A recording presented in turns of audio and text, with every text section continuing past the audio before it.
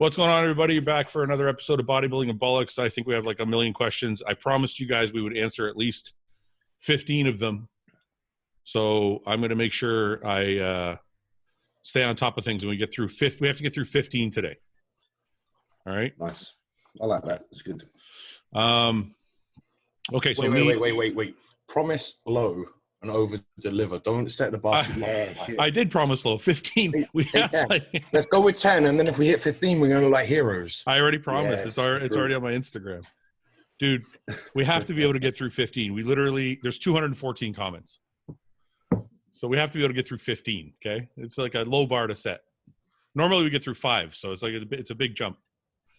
Anyway, before you logged on, Ben, me and James. Ben, are you going to have problems with the internet? Can you hear me? Okay, you can hear me. It's just jumping a little bit. Okay. Before you logged on, me and James were talking about insulin and the benefits and why I don't take it and why I might start trying it. And you were going to say there was somebody really good to talk to. James, you were going to say there's somebody really good to talk to about insulin. Well, more so about the gallbladder issue. Justin Compton. To talk to you about, I'm sorry, you cut out a bit. To talk to what is his specialty? The issue that you was mentioning with the perhaps gallbladder. Oh, because we were that's right. So sorry, we were talking about. I feel like some of my bloating, because I had a gallbladder attack like 3 years ago. So I feel like there's something wrong with my gallbladder. So for those of you who don't know, the gallbladder releases bile that helps your body digest fats. Would that be right, Ben? Mm-hmm. Okay, so I have an issue with my gallbladder. So I feel like whenever I eat fats, even like healthy fats or not, I get a lot of bloating. So I was going to consider taking the fats out of my diet and upping the carbs and seeing how my body does. So you're saying Justin knows a lot about gallbladder and Justin's Justin actually helped a few of my friends who are clients of his with their own issues. Yeah, because he had an issue himself. He has a very good protocol on how to. It's like a detox, so that helps you kind of get back to square one. Yeah, it's quite specific, so it's well worth asking. I don't know the ins and outs, but it's it's a lot of grapefruit juice and olive oil and shit like that. But it apparently really works. So. Might be worth one time getting him on and asking him. I think I've seen that protocol, the olive oil, the grapefruit juice, and I think there's apples involved in it too. But that's more for like gallstones. That's more for like gallstones. I don't know. That's more for gallstones. It's worth asking. I know that he knows a lot. Yeah, because I had this conversation with him when I was in Romania, because he was there as well. And we literally hung out for like the weekend, myself, him, and Louis, my friend. And we just asked him loads of health questions, and he was opening up and. Yeah, he had answers for pretty much everything. So it's definitely someone worth talking to if you have anything to ask about health. He seems to be really clued up. I've done it for the past 2 days. I dropped. And I didn't have a lot of fat in my diet anyway. I just had like some whole eggs in the morning. Yeah, I had some peanut butter with my oats and stuff like that. Yeah. So I dropped the peanut butter. I dropped the whole eggs. It's very, very low fat in my diet up until the last 2 meals of the day. Yeah. The last couple of days I felt great. Like my stomach feels smaller. Everything feels like it's kind of digesting better. The only difference is I'm really tired all the time. Yeah. You guys notice that at all? I'm wondering why that is. Well, I asked Justin Harris about it, and he said because there's no fats, my body's not able to blunt the insulin response. Yeah, it will take several weeks for you to adjust the processing. Yeah. So, it's like if you switch to keto, your body actually feels like shit initially, and then it learns how to process it again. So can you explain that, Ben, to people? So when you eat like a ton, let's say I eat 300 grams of carbs and there's no fat, my body pumps like a lot of insulin to digest or to shuttle those carbs. Yeah. Where does the tired part come in? It's on the descent. So when it's crashing, whatever goes up has to come down, right? And then it's that it almost like overcompensates and goes the other way. Because so say you eat 300 grams of rice or 300 grams of carbs, right? Whatever it is. Yeah. 300 grams of rice, I think it's about 85 grams of carbs. It's like 85 grams of carbs. Yeah. Yeah. Your body's going to release what it thinks is enough insulin. So it thinks there's carbs that need storing. So it's going to release insulin. It's obviously predicting how much it's going to need. It doesn't know exactly. It doesn't, it's 85, but your body doesn't know it's 85. So it releases a certain amount of insulin. Yeah. Well, without the fats there to slow down that digestion, if the quicker those carbs enter the bloodstream, the more extreme the response is from the pancreas, right? Okay. So it's that feedback mechanism. The more it rushes in. So if you have like Lucozade or a Powerade or glucose, it's going to spike it harder and quicker. Okay. Well, once it realizes that it's probably overreacted to that, there's not a drip feed of carbs coming through anymore because they've come out of the stomach and they're in the bloodstream already. So there's almost like a delayed effect. It detects that, oh, we don't need this much insulin now, but it's already overproduced because it was a shock to the system. So then on that descent, that insulin is still working in the system. So it's pulling all the blood sugar out, and you start going down past where you kind of state the blood sugar, right? Okay. So then the remedy for that, obviously, for those of you who don't know, what we do with the rice is we'll add some fats to it. You either get a slower digesting carb like a sweet potato because it has fiber, so it'll digest slowly, or you add some fats to your rice. So like you'll add some olive oil or whatever, or like if you're eating cream of rice, you'll add some peanut butter. It'll slow down the carb so that you don't get that crash afterwards. But the other question I have for you, Ben, or James, if you can answer this. When guys take Lantus, and for those of you who don't know what Lantus is, it's a long-acting insulin. What's it, like a 12-hour? It's supposed to be 24, but most people say it only lasts 12. I've heard it's half a full cycle, half a full day. Yeah, because it's supposed to be 24. Most people say it lasts 12. Some diabetics I've talked to say like after 8 hours it drops off. But when you take something like a Lantus and you're helping your body because you're injecting insulin, how does that keep me? Do I still get the tired response, or is it gonna level me off? Sorry. What do you eat? What are you eating, by the way? Prawns and shrimp. I call them prawns. British, right? Yeah, there's prawns too. That's okay. We know what prawns are. Prawns, rice, and almond butter to slow down the insulin response. Almond butter with prawns? Oh, it's like Thai food. It's good. Oh, yeah, I guess. Yeah, I guess. That works. Yeah. So, yeah, Lantus will basically allow your body... The way I look at it is this. If you're taking Lantus or any insulin, it's almost to save your pancreas from having to work too hard. Okay. So you're still going to have, or you still want to want to produce the same amount. Your diet shouldn't really, in my opinion, shouldn't change based on taking insulin, like at day one, right? You should introduce insulin to match your diet that you're currently taking and then titrate up from there, right? You adjust the amounts from there. Yeah. Just because you're taking insulin doesn't mean you can eat 20 pizzas, right? Yeah. So with the Lantus, it's going to give you a slightly higher baseline of insulin that's just kicking around the body all day. Yeah. Which means that your pancreas doesn't have to react as quickly or severely. Mm-hmm. And if it's not reacting as quickly, severely on the way up, it's not going to come down as hard. Okay. So it should keep me more stable is what we're saying. Mm-hmm. Yeah. So if insulin, so basically the negative part, because what I got from Justin Harris's podcast I did, for those of you who are interested in carb cycling or insulin response or all that, or injecting insulin, you should watch the podcast I did with Justin Harris. He's very, very knowledgeable about it. But what he says basically is the same thing you said, is don't change your diet. Yeah. Take enough insulin to match your diet. Don't overdo it. Like what he said was take less insulin than your diet. So like most people, if they eat 100 grams of carbs, they would take 10 IUs of insulin because it's 1 IU for every 10 grams, right? Mm-hmm. So they would take 10 IUs of insulin to match 100 grams of carbs. But what he says is you should start at 5 IUs. Yeah. And then increase it to 6, maybe then 7, maybe then 8, and increase it until you start to feel that hypo feeling. That's where you know that's your limit. But it's that kind of thing. Just because you can doesn't mean you should.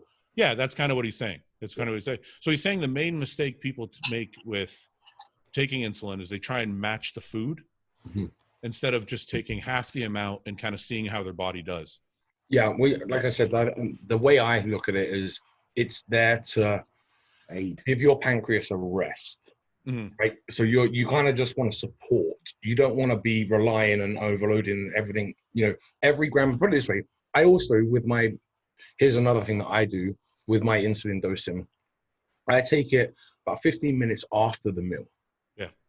That way, my pancreas has had some response. That does. Wait a minute though. Doesn't that's confusing to me? But wait. Okay, so wait. You're talking like a Humalog though. Yeah. Okay. So for those of you who don't know, Humalog is the fastest acting insulin. For the most part, for the general bodybuilder, that's the one you want to stay to. It's the easiest to control. But I thought, wait a minute. I'm sorry to interrupt you, but I thought Lantus would be the easiest control because it's so slow and steady that you would have no spikes and no hypoglycemia and no fear of like your blood sugar dropping or spiking too high. Yes, but for the average person, average bodybuilder. Yeah.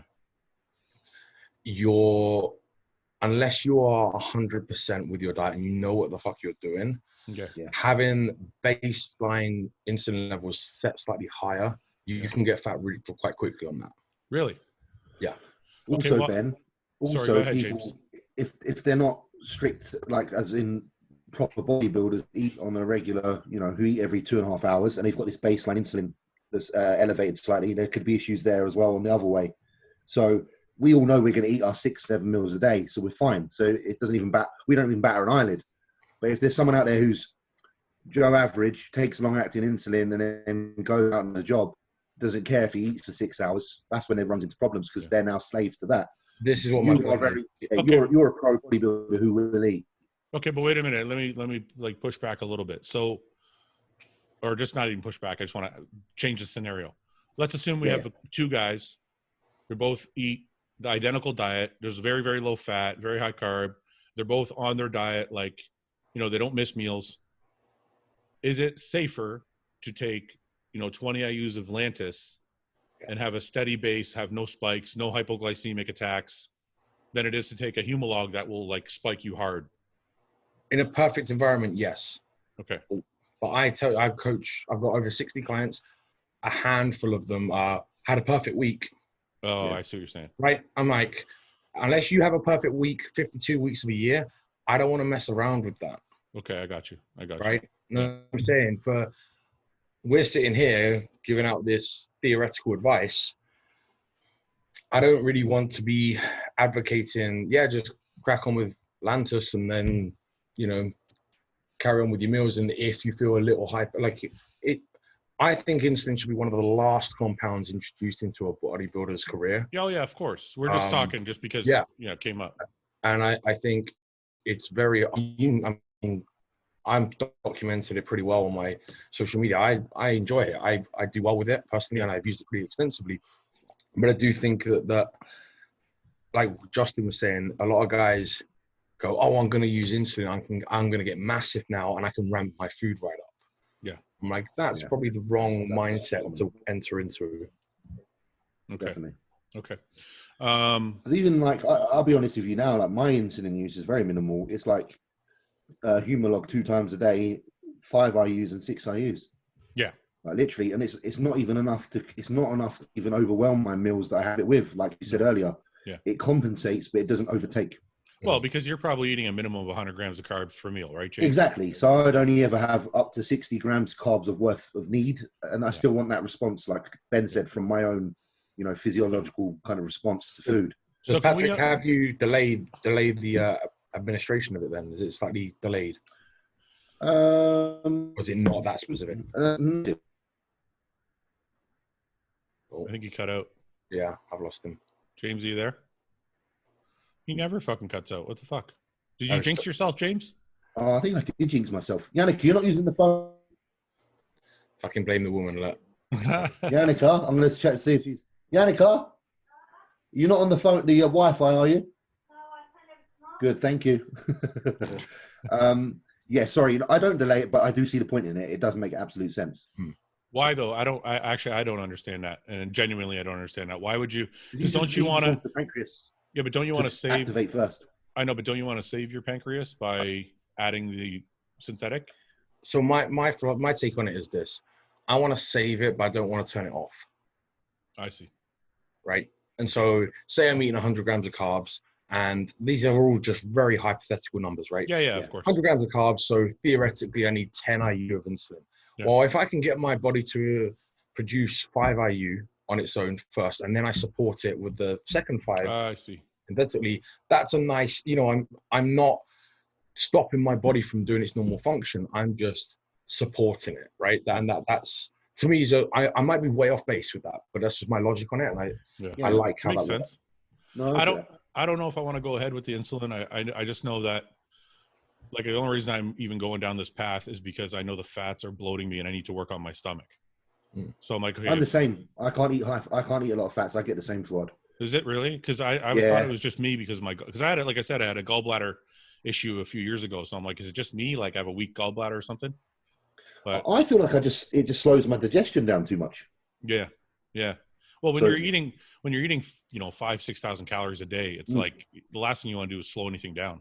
Oh, for sure. In the off season, I get like real bad indigestion if my fats are too high. I got to start pulling out calories from fats and adding them back in from carbs. Okay, but saying that, like, one of my best off seasons ever was actually probably pretty high fat and moderate carbs. Yeah. Like, I feel like you can't do both, right? You can't do 500 to 1,000 grams of carbs a day and add fats. Like I was only doing like 300 to 400 grams of carbs a day, but I had a lot of fat, and it was like one of my best off seasons to date. What's a lot of fat though? Your body was obviously probably 30 grams per meal.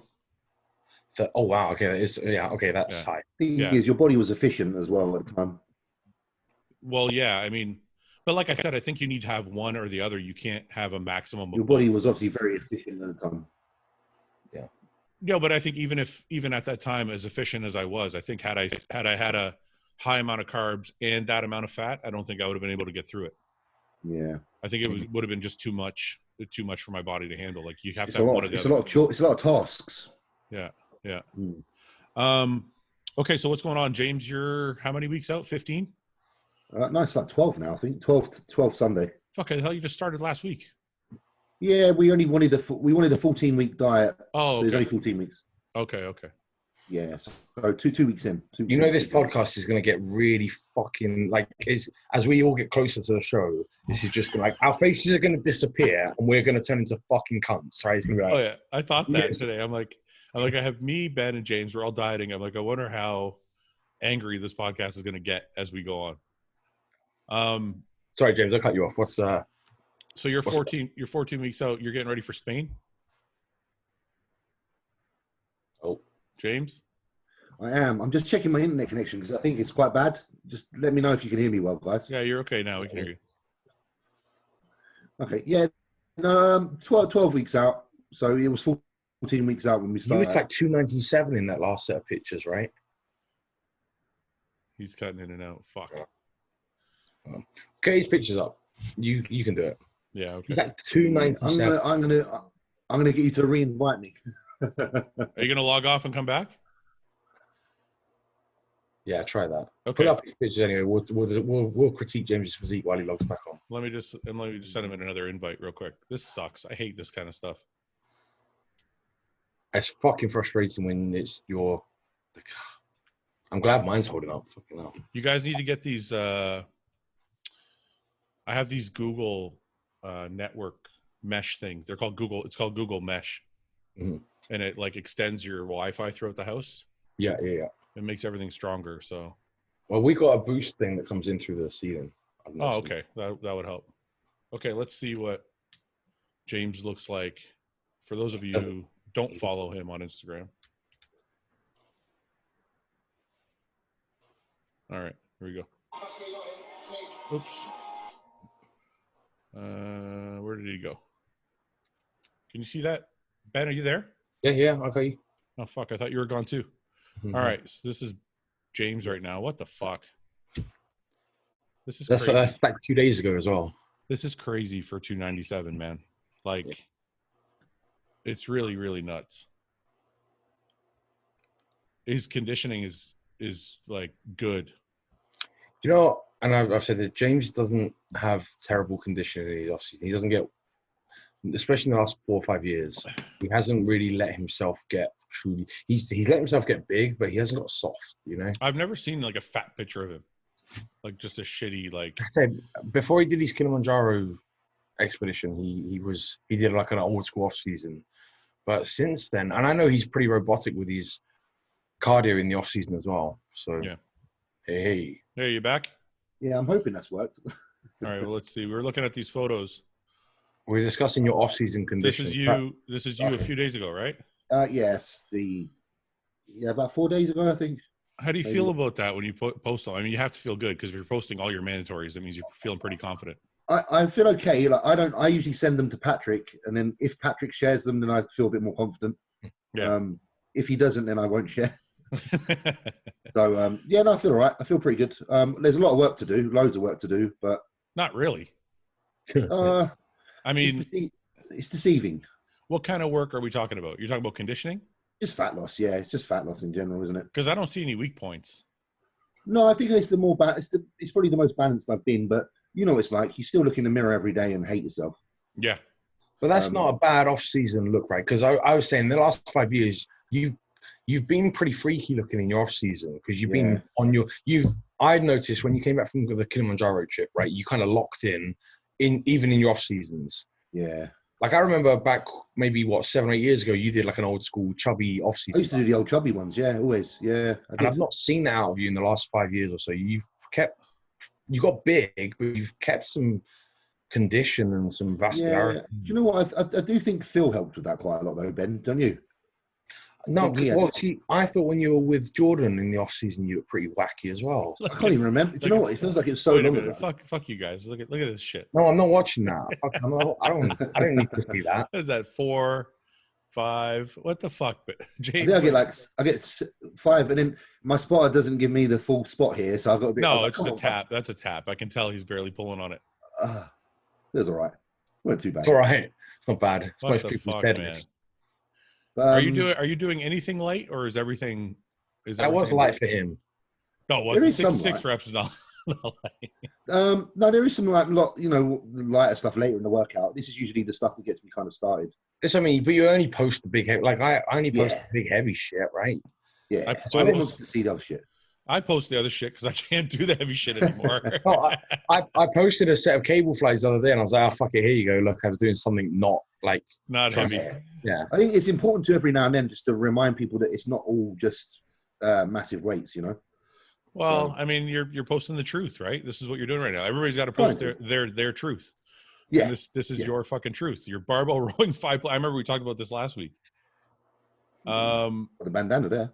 Yeah, that's a good bandana too. So Ben, what are you doing? How far are you out? You're like 8 weeks now? 9 on Saturday, so 9 weeks Saturday, and this is where you're at. Well, this is going to be a shit show after. So why don't we show me first and then James? This is the other. You fucked me again. Look, god damn it. We all have to accept our faults. All right, I'm not at my best. You're not at your best. By the way, I have my wife is a manager for Protan, and last night she's like, I need to try a solution on you, so that's why I've got a glow. I do look. Yeah, I was going to say. Your tan looks good here. Yeah. She told. I was like, "Fucking hell, really?" She was like, "Yeah." She was, I tested a new solution. I'm like, "Fuck." How do these legs squat fucking 9 plates or whatever the fuck it is? How does that happen? I told you, like, my legs could be bigger if I stopped squatting. I guarantee it. You think squatting makes your legs smaller? No, I just think I could spend that 30 minutes in the gym better off. I think I look better. I think I look better in a bandana than you do. I think you're wrong, but fine. But another thing, Ben, your physique's really deceiving because you are much bigger in the flesh than people know. I mean, that is, yeah. You are a big man. Like people don't. I don't think because your height kind of it can mislead people in pictures. Yeah, I mean, I've never been told in person, "Oh, you're smaller than I thought you were going to be." You're always bigger. You are definitely always look bigger. You look like Val Kilmer here. Yeah, someone said I look like I can't remember in the comments now. Someone Pierce or Guy. Guy Pierce. Is it Guy Pierce? I don't know. I think Guy Pierce. Yeah, the pout.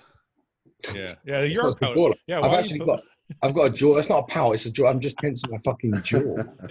My face isn't blown out. The Val Kilmer pouts. So maybe. Why are you pouting? What is this duck face shit you're doing? He's just biting down really hard. And you're doing the HIIT cardio now. You know, I changed my cardio. I've been feeling really good.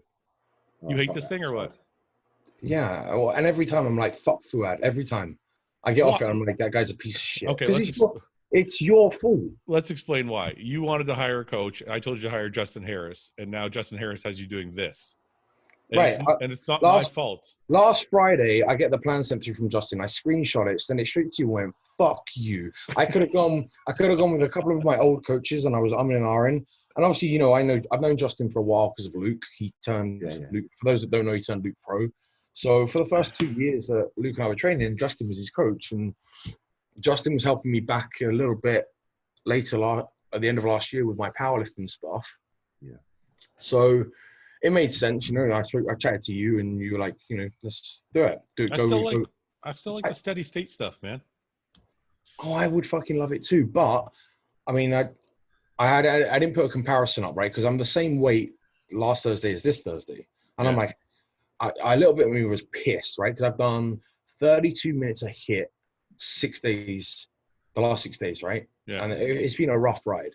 Yeah. My weight's the same, but you're better though. I've recomped, yeah. So yeah, but you're eating a lot. You're eating more food than you were too. No. The calories on my medium training day is the same. He just gives me one very high day, and the calories are the same on the others. Okay. The macros are slightly different, but the total calories are the same. Okay. So, all right. I'm a steady state guy. I can't do the old hit. Yeah, I did hit when I worked with Evan for a couple of years, and it got me shredded. But I felt, for me, I just totally went beyond lean. I got small. I feel like I got really small. I don't like hit, man. I just do steady state, but I've turned up the intensity on it. Yeah. Okay. So yeah, you were pumping out your heart rate. I mean, the heart rate is a good indicator, right? That's all I focus on. People always ask me, "Oh, what's the best cardio? What machine's your favorite?" I'm like, as long as my heart rate's around 140, I'm like, it's cool. I don't care. You guys don't have a favorite piece of equipment though. I used to be the step mill, because I would go on the step mill. I put on like level 2, and I would just zone off. It would be like a therapy session in my own mind. I would just be like trotting along for 40 minutes. Now I'm on the bike though. I turn the bike up to like level 10 or 11, and my quads just get like blown out every morning. Yeah. What about you, Ben? I'm the same. I mean, I had an exercise bike in my living room when I was like 8 or 9. I was telling Ron Harris that I'm just conditioned to being on a bike. Yeah. But that's funny. And when I did my first prep, I did it all on a bike, and my quads held some size and I think it holds. I can't do the Stairmaster. I couldn't. It breaks me. It mentally breaks me, that fucking thing. Well, mentally doesn't. You know what happened is I was like, I need to figure out how to keep my legs full, because I was doing the step mill, and I was noticing my legs would I would train legs, they would be full, and then like 2 or 3 days later they would start to flatten out. So I'm like, I got to do something to keep my legs full after training legs. So I started doing the bike, and it's kept my legs like round. So I'm like, it's got to be. What do you use? A good solution. You're a treadmill guy. I'm bike now as well. I used to always be treadmill, but I have converted this prep to the bike. Yeah. The recumbent bike or the upright bike? I'm on an upright. Doesn't your balls hurt though? Balls hurt, arsehole hurts, but it's like you said though, it feels good on the legs. Dude, but I can't do the upright bike, man. My fucking chota is like. Yeah, but it's just I've got my balls are small. Probably they don't get the damage. But underneath your balls, like your taint. Yeah, the tank. That fucking mine is also. Although the Rogue bike's got a big wide seat on it, so you need a good seat. But then it hurts like the insides of your fucking like leg and ass. No, I wear spandex all the time. Oh, you wear the maxi pad in it? Oh, I know the one. It's got like a tampon. Yeah, but it does really come down to what height you have the seat as well. Yeah, like if you get the seat in the right place on the right setting, it just takes the weight off that area. I can do it like for a couple days, but I don't look forward to it. So I decided to do the recumbent bike. Yeah. Not because it's actually not easy. I prefer to do the upright bike. I just can't handle that annoyance, man. It's like, and I'm not going to wear the tampon spandex or the maxi pad spandex. So, first question, I don't know why we're even answering this, but have you ever had a girl fart in your face? No. No. And if she did, she wouldn't last long. Yeah, out that fucking door. I'd sling her through a fucking window. I'm sure we've had probably a lot of girls fart in our face, but we've been asleep. Not in your face, like maybe in the bed. Maybe in bed. Like a cheeky little, like just to, know that they can. You're not going to wake up, are you? You're going to breathe it in, and you're not going to wake up. That's a deal breaker. Wait a minute. You think a girl is like crept her ass up near your face and let one rip just because she can? Absolutely. I think they definitely have. Like, how many years have we been alive? A girl has at least done that once. I've never. I can probably safely say it's never fucking happened. I'm almost positive I've never been with a girl who had an inclination to creep up next to my face. This speaks to the type of girls that you're going with, or how you're treating them, or expecting them to react. What if? What's the word you use? Is it cunnilingus? You use? what if you're doing that and they fart? Like while you're eating, while you're. Well, that's the question. I was like, that's never happened. That's never happened. Okay. Would you be mad if it happened though? Well, during that, like, let's say you're down and you're doing your thing, and she lets one rip by accident. Do you stop, or do you pretend it didn't happen, or do you? It depends how much laugh? you smell. It depends how much. I'm not hanging around to smell it. I'm out. I'm done. It could, but if it's just the one that sounds impressive, but what if you're in love with a girl and you don't want to embarrass her, so you just pretend you didn't hear it? There's plenty of girls to fall in love with, mate. And just breathe it in. Fuck that. I don't need one that farts in my shit, you know. All right, let's reverse it. Have you ever farted while a girl was doing her thing? Nah, I wouldn't be that rude. I couldn't do it either. Have you had to though and held it? I had to hold it. Look, I had to hold it last night when Denise was tanning me because I'd eaten like, I don't know, I had like prawns and guacamole, and I'm like leaning on the fucking thing, and she's behind doing my hamstring. Oh no! And I'm like gassy, and I'm like, oh, I can't do it. I'm like, hurry the fuck up. But I didn't say anything, and she's like pregnant on her knees behind me, so I know there's no quick escape, right? She's stuck down there. Her smell is probably more sensitive as well now. Oh god, yeah, she was nuts. What about you, James? You ever had to like hold it while you were like? No, but what I am thinking is, you know, when you have sex, and you're pumping away, and you're breathing in air like into your bum. You know what I mean? And sometimes that makes you need to fart, or even sometimes need a shit. Have you not had that? I think I have sex differently to you, mate. I think I have sex differently too. What are you expanding your ass inside air? I breathe through my mouth, not my ass. I breathe through my ass. and then it's almost like I got a burp. Yeah. Weird, I don't know. I do get that. Yeah. Well, do you let it go or no? No, I hold in for the duration and then I fuck off afterwards. Okay, good. All right, so none of us are gross. That'd be bad. Importance of potassium in your diet. How much should you be aiming to hit per day? I want to ask you guys this. Actually, this is important. So I had Dr. Dean on, and he was like, you know, you got to make sure you match your potassium to your sodium, which I already knew. He's like, try the no salt stuff. You know that, like, no salt? It's like, it's all potassium based.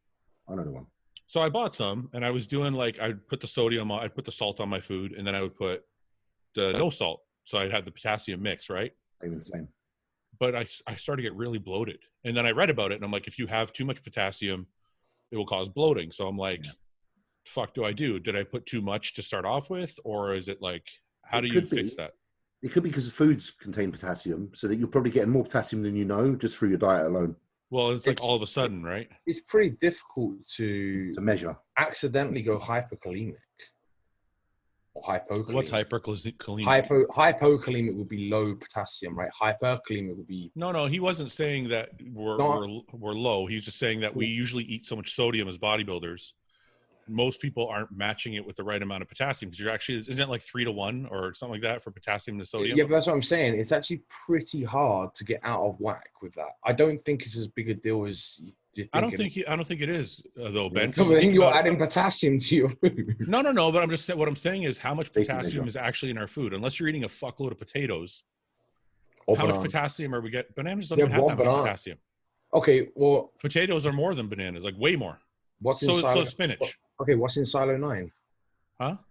There's potassium in our EAA mix for sure, but like there's enough in that to keep you balanced. Like Dean's right, it's balance, right? Having one, if you're gonna have a lot of sodium, you want to make sure you have enough potassium to keep up with that. I understand what you're saying, but I don't think it's as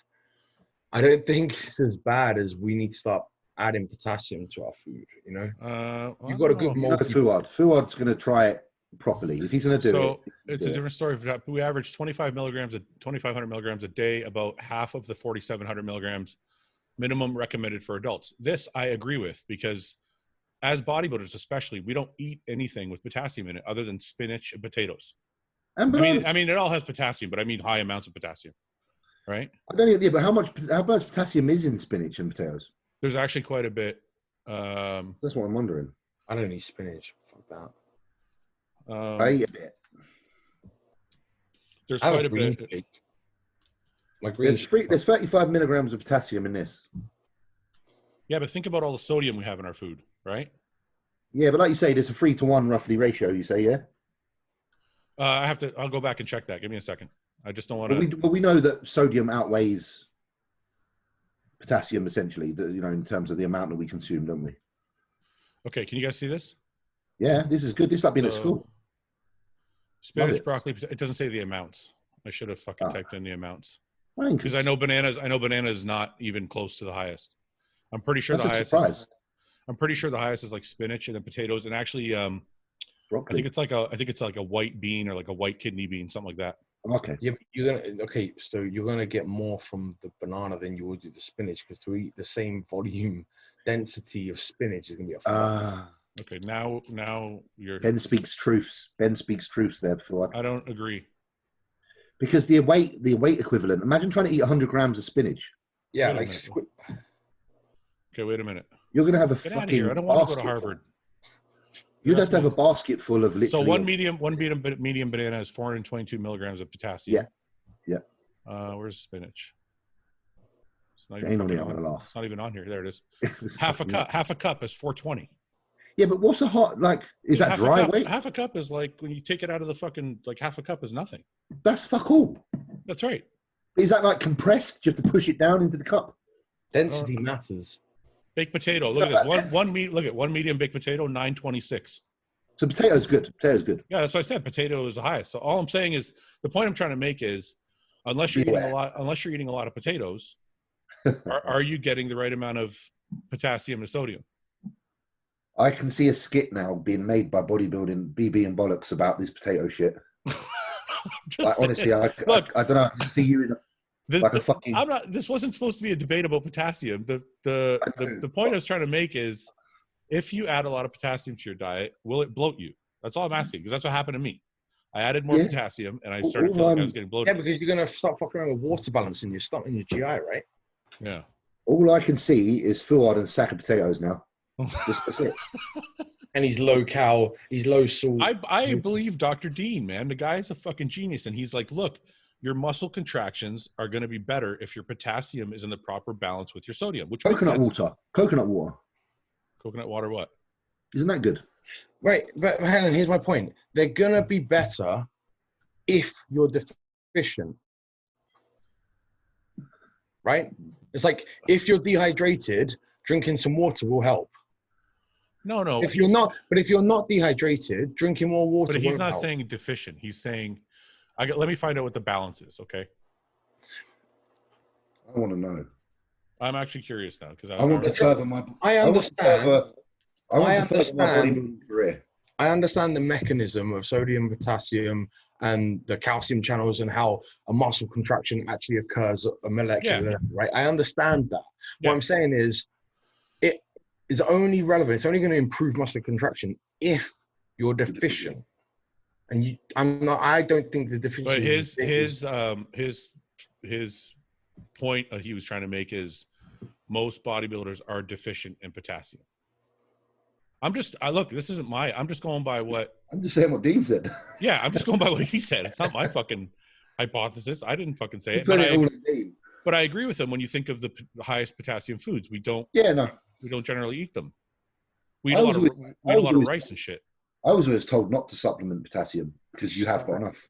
I put a ton of electrolytes. I put electrolytes in my pre, intra, post workout and my morning drink.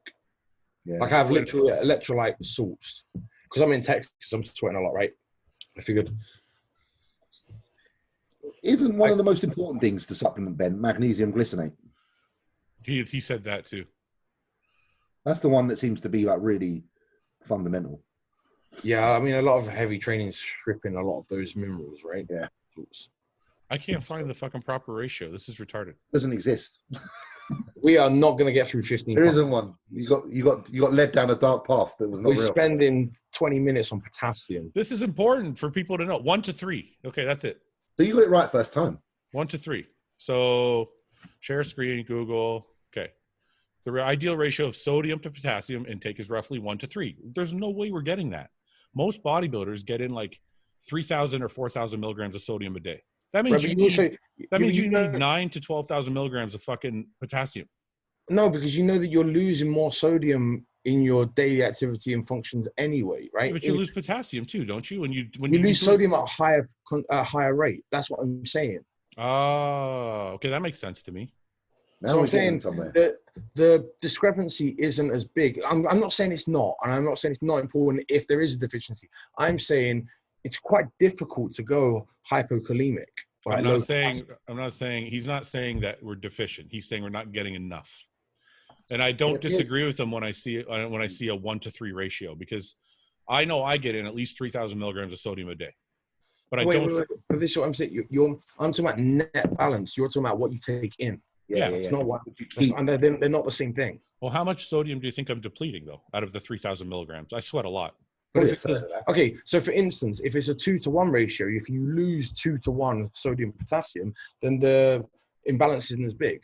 So then you really just want to ingest you end up being at 1 to 1. No, let's not. Like you're gonna, unless you fucking know your mineral status. Let's stop administering potassium minerals directly. Yeah, I'm saying. Okay, see what? Eat more spinach. Eat more potatoes. Eat more healthy foods that have micronutrients in them. Sure. I should call Dr. Dean right now. I don't get him on the line. Phone a friend. Phone a friend. I don't think adding a potassium, because the problem with this is, right, adding potassium, like potassium sparing diuretics and adding potassium in, you get into dangerous fucking territory. No, I know that. And I'm not saying anybody should be taking in tons of potassium. All I'm saying is the recommended daily dose is 1 to 3. And that's all Dean was saying is we're not getting that because we eat tons of rice and shit. We don't eat potatoes. We don't eat a lot of spinach. I mean, some people do, but not everybody. Right. So, but what I'm saying is I think it would be better to eat the food instead of adding the no cell. I wouldn't be adding direct potassium to. That makes sense. I could definitely agree with that. It's always better to get it from real food. Right. And also, like you said, the reason you're getting bloated is because the water imbalance is drawing water back into the stomach, right? So see, that's why this fucking podcast is important. We cover the fucking matters, man. We cover the deep shit that matters. I learned something. Right. Go and ask a fart question again.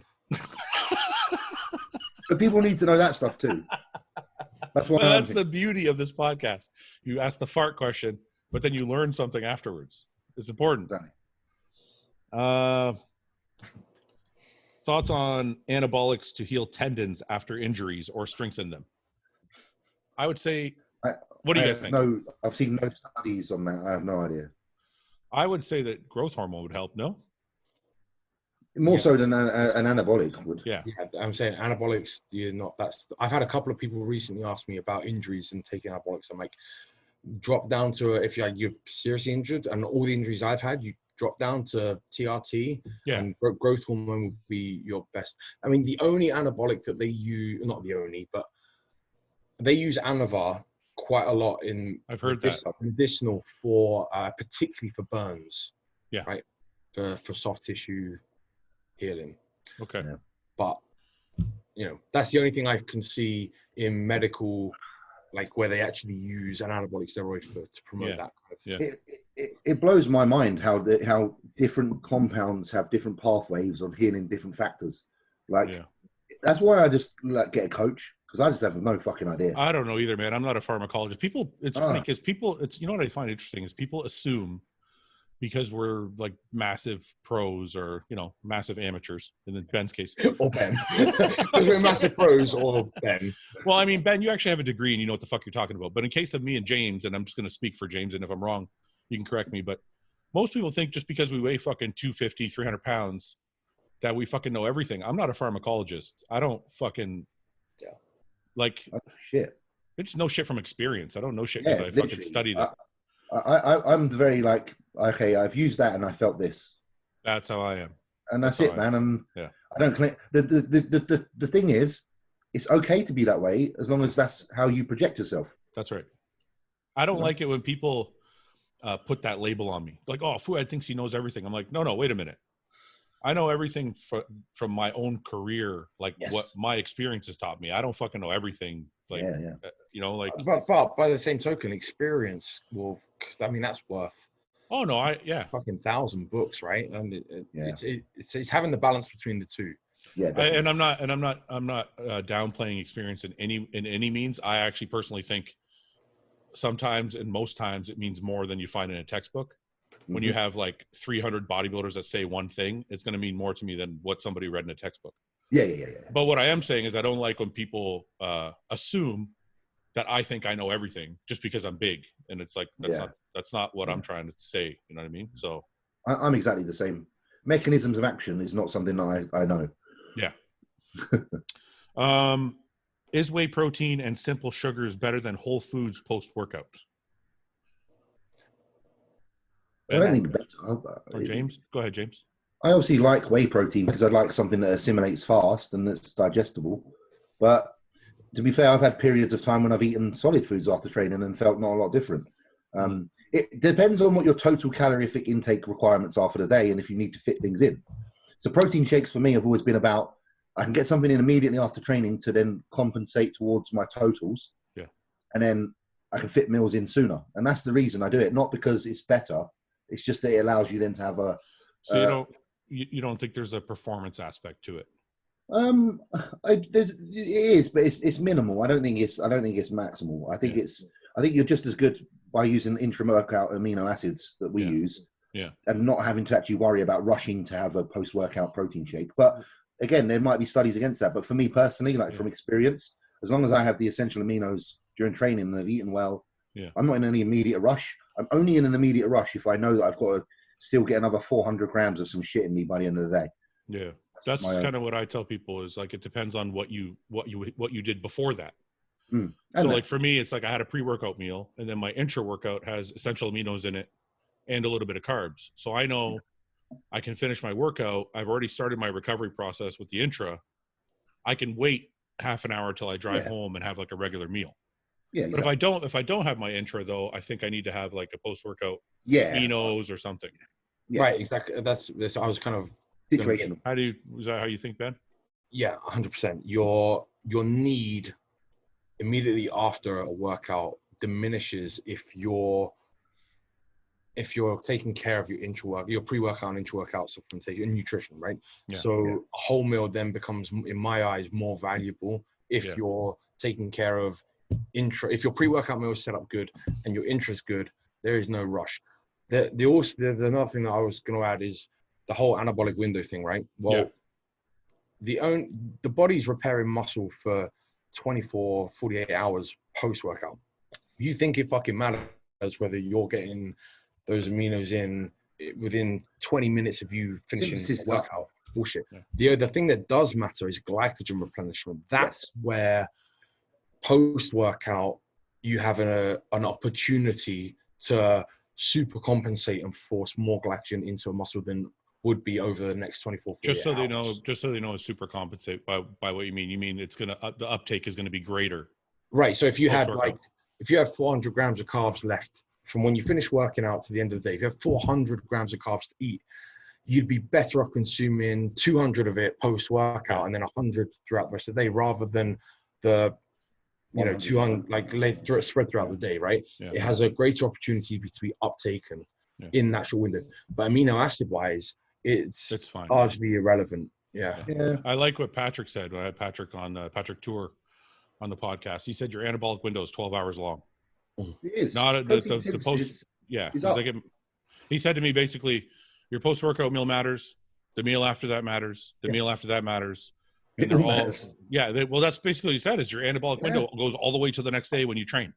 Yeah, and you're training again and it resets and you're going, it's a constant. And this is where the best bodybuilders come because they don't just hit their anabolic post-workout shake and then fuck off the rest of the day. That's right. Yeah. They're doing every single meal every week, you know? Right. That's right. Absolutely. Serious. Okay, this is a good question actually because I know a lot of people, it's funny. Sometimes I think when people talk about nutrition and stuff, you need to decide if they're talking about what we do or the average person who just wants to get in shape. So maybe we should decipher that. But this guy says, seriously, what is the deal with bread? I get white bread, but all I hear is rice and potatoes. Old school way of thinking is bread is bad, or am I wrong because I love a good sandwich? And a lot of people now, like not a lot of people, but I've seen some YouTubers say that like bread is good. And, you know, like Greg Doucette's really popular and he says bread is the same as rice and all these things. And I disagree only for one reason. I like single ingredient foods. Yes.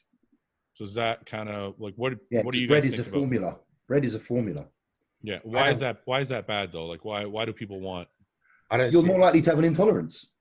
Okay, so that's where you said your only gripe with it is single ingredient. My only gripe with it is wheat intolerance, right? So if you don't have that, crack on. I don't see it as an issue. Yeah. So if somebody wants to eat 50 grams of carbs from from like shitty white bread or from, well, you know, like that Wonder Bread shit is basically just sugar. That's equal to you. I don't think we have that here. No, I got introduced to it back in September and I'm like, what is this? And sorry, I don't know what that is. How would you describe it to James, Ben? It's like the 50p basics Tesco value white loaf. Would it melt if water touched it? Yes. Yeah. It's just barely held together. It's pretty fucking good. Don't be wrong. It's good to make a shitty sandwich with, yeah. But I don't know how. See, maybe I'm just like old school meathead, but I can't compare that to eating a potato. But then, but for the same, going back to the previous question, if you're post-workout and you didn't have intra-workout carbs, you picking the bread to replenish glycogen, or you picking the potato? I digest potatoes fucking like real. Yeah, I feel that potato. I would go with the potato. Hits the mark better, but I don't. You got to eat 100 grams of carbs post-workout from potatoes. In a heartbeat. Or 100 grams from bread. Dude, in a heartbeat, I chop that shit up, throw in the air fryer. Listen, if you're trying to eat those, do you know how much 100 grams of carbs is from? Yeah, it's like a pound of potatoes. It's a kilo. It's 2.2 pounds. Is it really? Yeah, 20 grams per 100, isn't there? Roughly? I can do a pound for fun. Two pounds is 2.2 after you've trained. Yeah, no, I can't do that. Right. And so that's what I'm saying. I agree with you. Okay, fine. Switch it to rice. I'm doing a Fouad. I know you're playing double. I would do 350 grams of rice. That's 100 grams of carbs. Okay. Well, yeah. I'm just saying. I'm just saying it's about choices, right? It's about what I'm putting in my body. What's going to be more efficient for my body. Six slices of Wonder Bread. It's more efficient than rice. It's going to go in easy. If you've had 5 other meals of rice that day and you're fucking slowing up. I don't know. That's why cereal became quite popular, right? Because it's easy to get those carbs in. I can do Ezekiel bread because I feel like the nutrition is there. You know what I mean? Yeah. Like I have toast. But what kind of toast? What kind of toast do you have? Just regular white toast? Yeah, usually just white bread off the 50-50, which is like the half wholemeal, half white. Yeah. Luke was doing at least 1 to 2 bagels for his whole Olympia. Yeah, I would. Yeah, I do that. I do that stuff in the off season. I just don't do it when I'm dieting. Like when I'm getting ready for a show, I'm very basic: oatmeal, rice, potatoes. Yeah, I have bread at the minute, but how long that will last? That's another question. But that's my point: is why would you choose? Why would you drop it? That's what I want to know. If it's the same, why would you drop it? You wouldn't unless it's an issue. I would drop it from an appetite point of view. Yeah, right. I'd be more full. Once I got deep and dark into a prep. I'm taking the bagel out, which is 50 grams of carbs is 1 bagel, or 55. That's a dense, easy. Like that disappears, right? Yeah, you're starving. Yeah. Versus a cup of oats. Yeah. Take a lot longer to digest. Yeah. Okay. But if you're James 1 month ago and you're putting a serious amount of carbs away, well, that is precisely why bread was present, because it's just another way to get another 60 grams of carbs in with a meal. Yeah. Well, like I said, in the off season, I'm 100% on board with that. But dieting, I wouldn't go that way. Have you ever scratched your wife with calluses? My wife asked me to wear gloves early in our relationship, but I told her only Ronnie can get away with that. Have you ever scratched your woman with the calluses on your hands? Often. Yeah. They just got to live with it, right? Yeah, man. It's a good excuse. I'm like, do you want a massage or not? No? Okay. Got them. It's part of it, man. Why slowly drop calories? I don't know why this guy's saying this, because it's not what we think. He's saying why slowly drop calories to diet, but not slowly increase calories to grow. The logic behind your body adjusts to the deficit isn't the same as it adjusts to the surplus. But Nobody said that you should increase calories quickly. He's probably talking from some of these stupid YouTubers' perspective. So I've said it before. Like when I finish a show, sometimes I'll ramp right up to like 5,000 calories, but that's only because I don't care if I get fat. Yes, but if you care about your fat level, then yeah, you would increase slowly. Yeah, I think you can rebound aggressively very short term, and then you can check and then back. slow back. Yeah. I find you can rebound aggressively short term, and then the funny thing is you can rebound aggressively. You can put your calories up, and then you bring them back down. And even after you've brought them back down, a few weeks later, you still get fat. So you find that? Yeah. I'm like, motherfucker, I thought I caught you in time. No. Never, ever. What is the best carb source for gains, potato or rice? Rice. Okay. That's neither. That's like a straight, I like that. It's like, it is rice. Put it this way, if you're pushing calories, again, the same argument. I know for me and for most clients, they can get in 600 grams of carbs easier from rice. Wait a minute, we're not talking. You're such a Luke sometimes. Yes. We're not. My way. We're not talking about what's easier to get in. This is like literally he's saying, am I going to get bigger from potatoes or rice?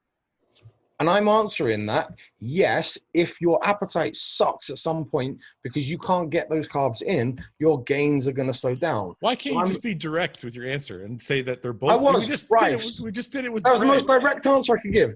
What's better, potato or rice? Rice. I was as direct as the question. But that's not the answer. The answer is they're both the same carb. But wait. Ben has a reason there, and I'm going to give you a reason after. Go on, Ben. Keep going. Well, I agree with his reasoning about getting the amount in. Just beforehand, next time, send me all the questions and tell me what the answers should be, and I'll give you the answer you want to fucking hear. What's your answer, James? No, what I've had so many people that are actually as experienced as us say that potato makes them fuller than rice, like fuller. Wait a minute. I feel that way too. I know that sounds potassium. It's the potassium. So I'm just saying, like, maybe there's a little bit of a fucking something in there. I don't care if this sounds stupid as hell. And you know what? I tell people, sometimes they ask me, like, what's the best carb? And I'm like, you have to, because some people, for example, I can't eat a lot of sweet potatoes. If I eat a lot of sweet potatoes, I just get watery and gassy. Okay, super gassy. Right? Obviously the fiber and there's sugar, alcohol, and sweet potatoes and whatever, right? But if I eat rice, I'm cool. I get full. I feel pretty good. But if I eat potatoes, it digests quickly, and I actually have like a crazy pump. I use that. The thing that Luke and I used to go nuts for every time we fly over is the hash mix. Yeah. Frozen hash mix, because you can't get that in England. Yeah. And it makes eating potatoes, like breakfast potatoes in the morning, is super easy. So I do like an omelette, eggs, and hash. Fuck, that sounds so good right now. The biggest guys I know eat yams and potatoes. Oh, yams. Yeah.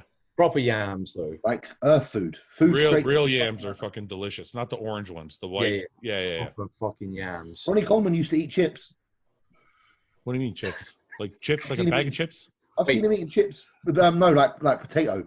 Ronnie Coleman is no base. Ronnie Coleman is no basis for any nutritional evidence. Chips and masterpiece sauce, man. Come on. Let's not talk about barbecue sauce. Is it possible to actually compete well in bodybuilding and stay clean? Come on, guys. Just please, can we just all answer it? On an extremely rare occasion. You'd have to be 1 in a million. Never, ever. No, there is the odd one that can do well. Okay, Ronnie Coleman did okay if you believe he was natural for as long as he said he was. Yeah, and which I don't. Ben, like guys like Rob Hope. Okay, Rob Hope? All right, but define doing well then. We're talking about being like a good. You're not going to get to a fight. You're not going to win a pro show or get. Not going to win a pro show or the Olympia. Well, it's not. I don't consider that meaning you're good. I mean, I didn't win a ton of shows. If you can place in the top 5, if you can place in the top 5 at pro shows, I consider that good. But I don't think anybody can do that naturally. No, I doubt it as well. There are probably 3 people who I don't think they have, but I probably could believe. And that would be like Lee Priest, Phil Heath, and Ronnie Coleman. Would probably be the 3 genetically most gifted natural people I've ever seen. But would they be able to get in shape, like that conditioning? No, and that's what I'm saying. I think they're the 3 genetically best I've ever seen, and I don't think they would have being Actually, naturally, I've seen some natural guys that are fucking peeled. So I don't know if Shredded, conditioning's. Yeah. they have they get drier. Yeah, they do. Much drier. Separation's clearer as well. They don't Yeah. have they can't No keep pin marks. No, their delts are clear. Like they're fucking. They got no. Well, scar. you know AJ, right? AJ Yeah. is He gets so shredded. fucking lean. Yeah. Favorite cereal? Frosties. Cinnamon Toast Crunch. Golden Grams. Okay. 3 good choices. Why are you laughing at Golden Grams? I don't know. I don't know why you make me laugh. Something, You man. just make me laugh. My middle name's Graham as well. So Is it? James it all goes Graham. hand in hand. James Graham, The Shed. Your middle name's The Shed. It is now. It is now. Would you rather lose all of your gains and be 185 for life or die at age 45? That's harsh. This is That's an harsh. asshole question. Not that you're an asshole, whoever, Sean, that you said this, but I know The exactly. previous though. I know Previous. exactly what he's getting at. The first answer is probably why I don't want to die at fucking 45. Come on, I'm not far off that. Well, it's got 4 years left. I know. I'm like, my life's fucked. almost over. Fuad's fucked. No, 185. If you're peeled, I don't give a shit. Okay, let me 185, rephrase. Let me what helps rephrase. it? Wait a minute. Let me rephrase the question. I don't regret anything I've done in my life. If I died at 45, that's it. It's just staying tonk. You're staying big. Look, I made a choice, right? And I made a choice knowing there'd be risks. Yeah, but Hostile Subs is only just launched. Yeah, but I'm going to be dead, so I don't care what happens to it. Fuck. Can I have it? Yeah, I'll pass it off to Ben and you. You and James can run it. Yeah, Ben's Sweet. like, He just said he doesn't care. He's going to be No, but dead. wait a minute. Okay, I'll have it. Listen, let's be dead serious for a second, because I've had this question before. Like, don't you know what? Basically, what this question is asking is, don't you know what you're doing is dangerous? So what I'm trying to say is this: I don't want to die at 45. I want to run my company until I'm 80 and be successful and all that stuff. I'm not saying I want to die, but I'm saying I made a choice when I started bodybuilding. I knew it wasn't the best for my health. If something happens to me, that was a calculated risk that I made. Where does this Sean live? What? Where does Sean live? Oh, Sean lives, from what I can tell, Texas. I don't know. Because if he lives in a city, he's choosing to shorten his life. I want to say this though. I do think Fuck I this think, guy. He's American. I think Fouad's going in too cryptic on this. I think he's literally just saying what he said. That's what I thought it was. Now I don't Fouad's think like so. the I guy's think having he's to just see. saying, look, would you rather die like soon, or Yeah. would you rather live and lose all your gains? No, well, that's a different question. If you said to me today, James, Yeah. hey, tomorrow you're going to be 185. Yeah. Like tomorrow, you're going to snap your fingers. You're going to be 185 pounds, lean, and like you'll look good, whatever. Yeah. And you'll live to your 75. But, Yeah. or you can die at 45. Then I would just say, okay, you snap your fingers. I'll be small tomorrow. But when I was 20, when I was 20 years old, if you asked me, Oh yeah, I'd be like, nah, fuck that. I want to do what I want to do. I was the same. I was almost willing to be dead at 50. That's what I'm saying. Like, that's what I'm saying. Like, that's how I read the question. Yeah, it I felt don't- so far away, didn't it? Yeah, because you're like, when you're 20, you're like, you know what? This is the risk I'm going to take, and this is what I Yeah. want to do, and that's it. Yeah. I don't know. Am I reading too much into it, Ben? I think Yeah, you went way deeper than I was. I was still on the rice question. potatoes and rice, lad. I'm 17. Should I sacrifice going out on nights out, missing out on relationships if I'm serious about bodybuilding, or could I give myself more space to do stuff? He already knows too much. What does that mean? I mean, I feel like he already knows. He already knows. He's been around too many older bodybuilders and seen the problems that occur. Yeah, he knows the answer. He knows the answer. He already knows. He knows the answer. You know what? I'm super reluctant to ever discourage people to sacrifice their childhood for body. Do you know? I have this thing. I know you're not. We've had this discussion. You're like, fuck it. Tell everyone to die and go and be a professional bodybuilder. I'm like, no, I'm not saying that. I'm saying I'm going to tell you the truth. If you're asking me, how can I turn pro? I'm going to tell you, yeah, you're going to miss out on a lot of fucking parties. You're going to miss out on a lot of vacations. Yep. You're going to miss out on a lot of family dinners and shit. That's just the way it is. That's just what it is. Poontang.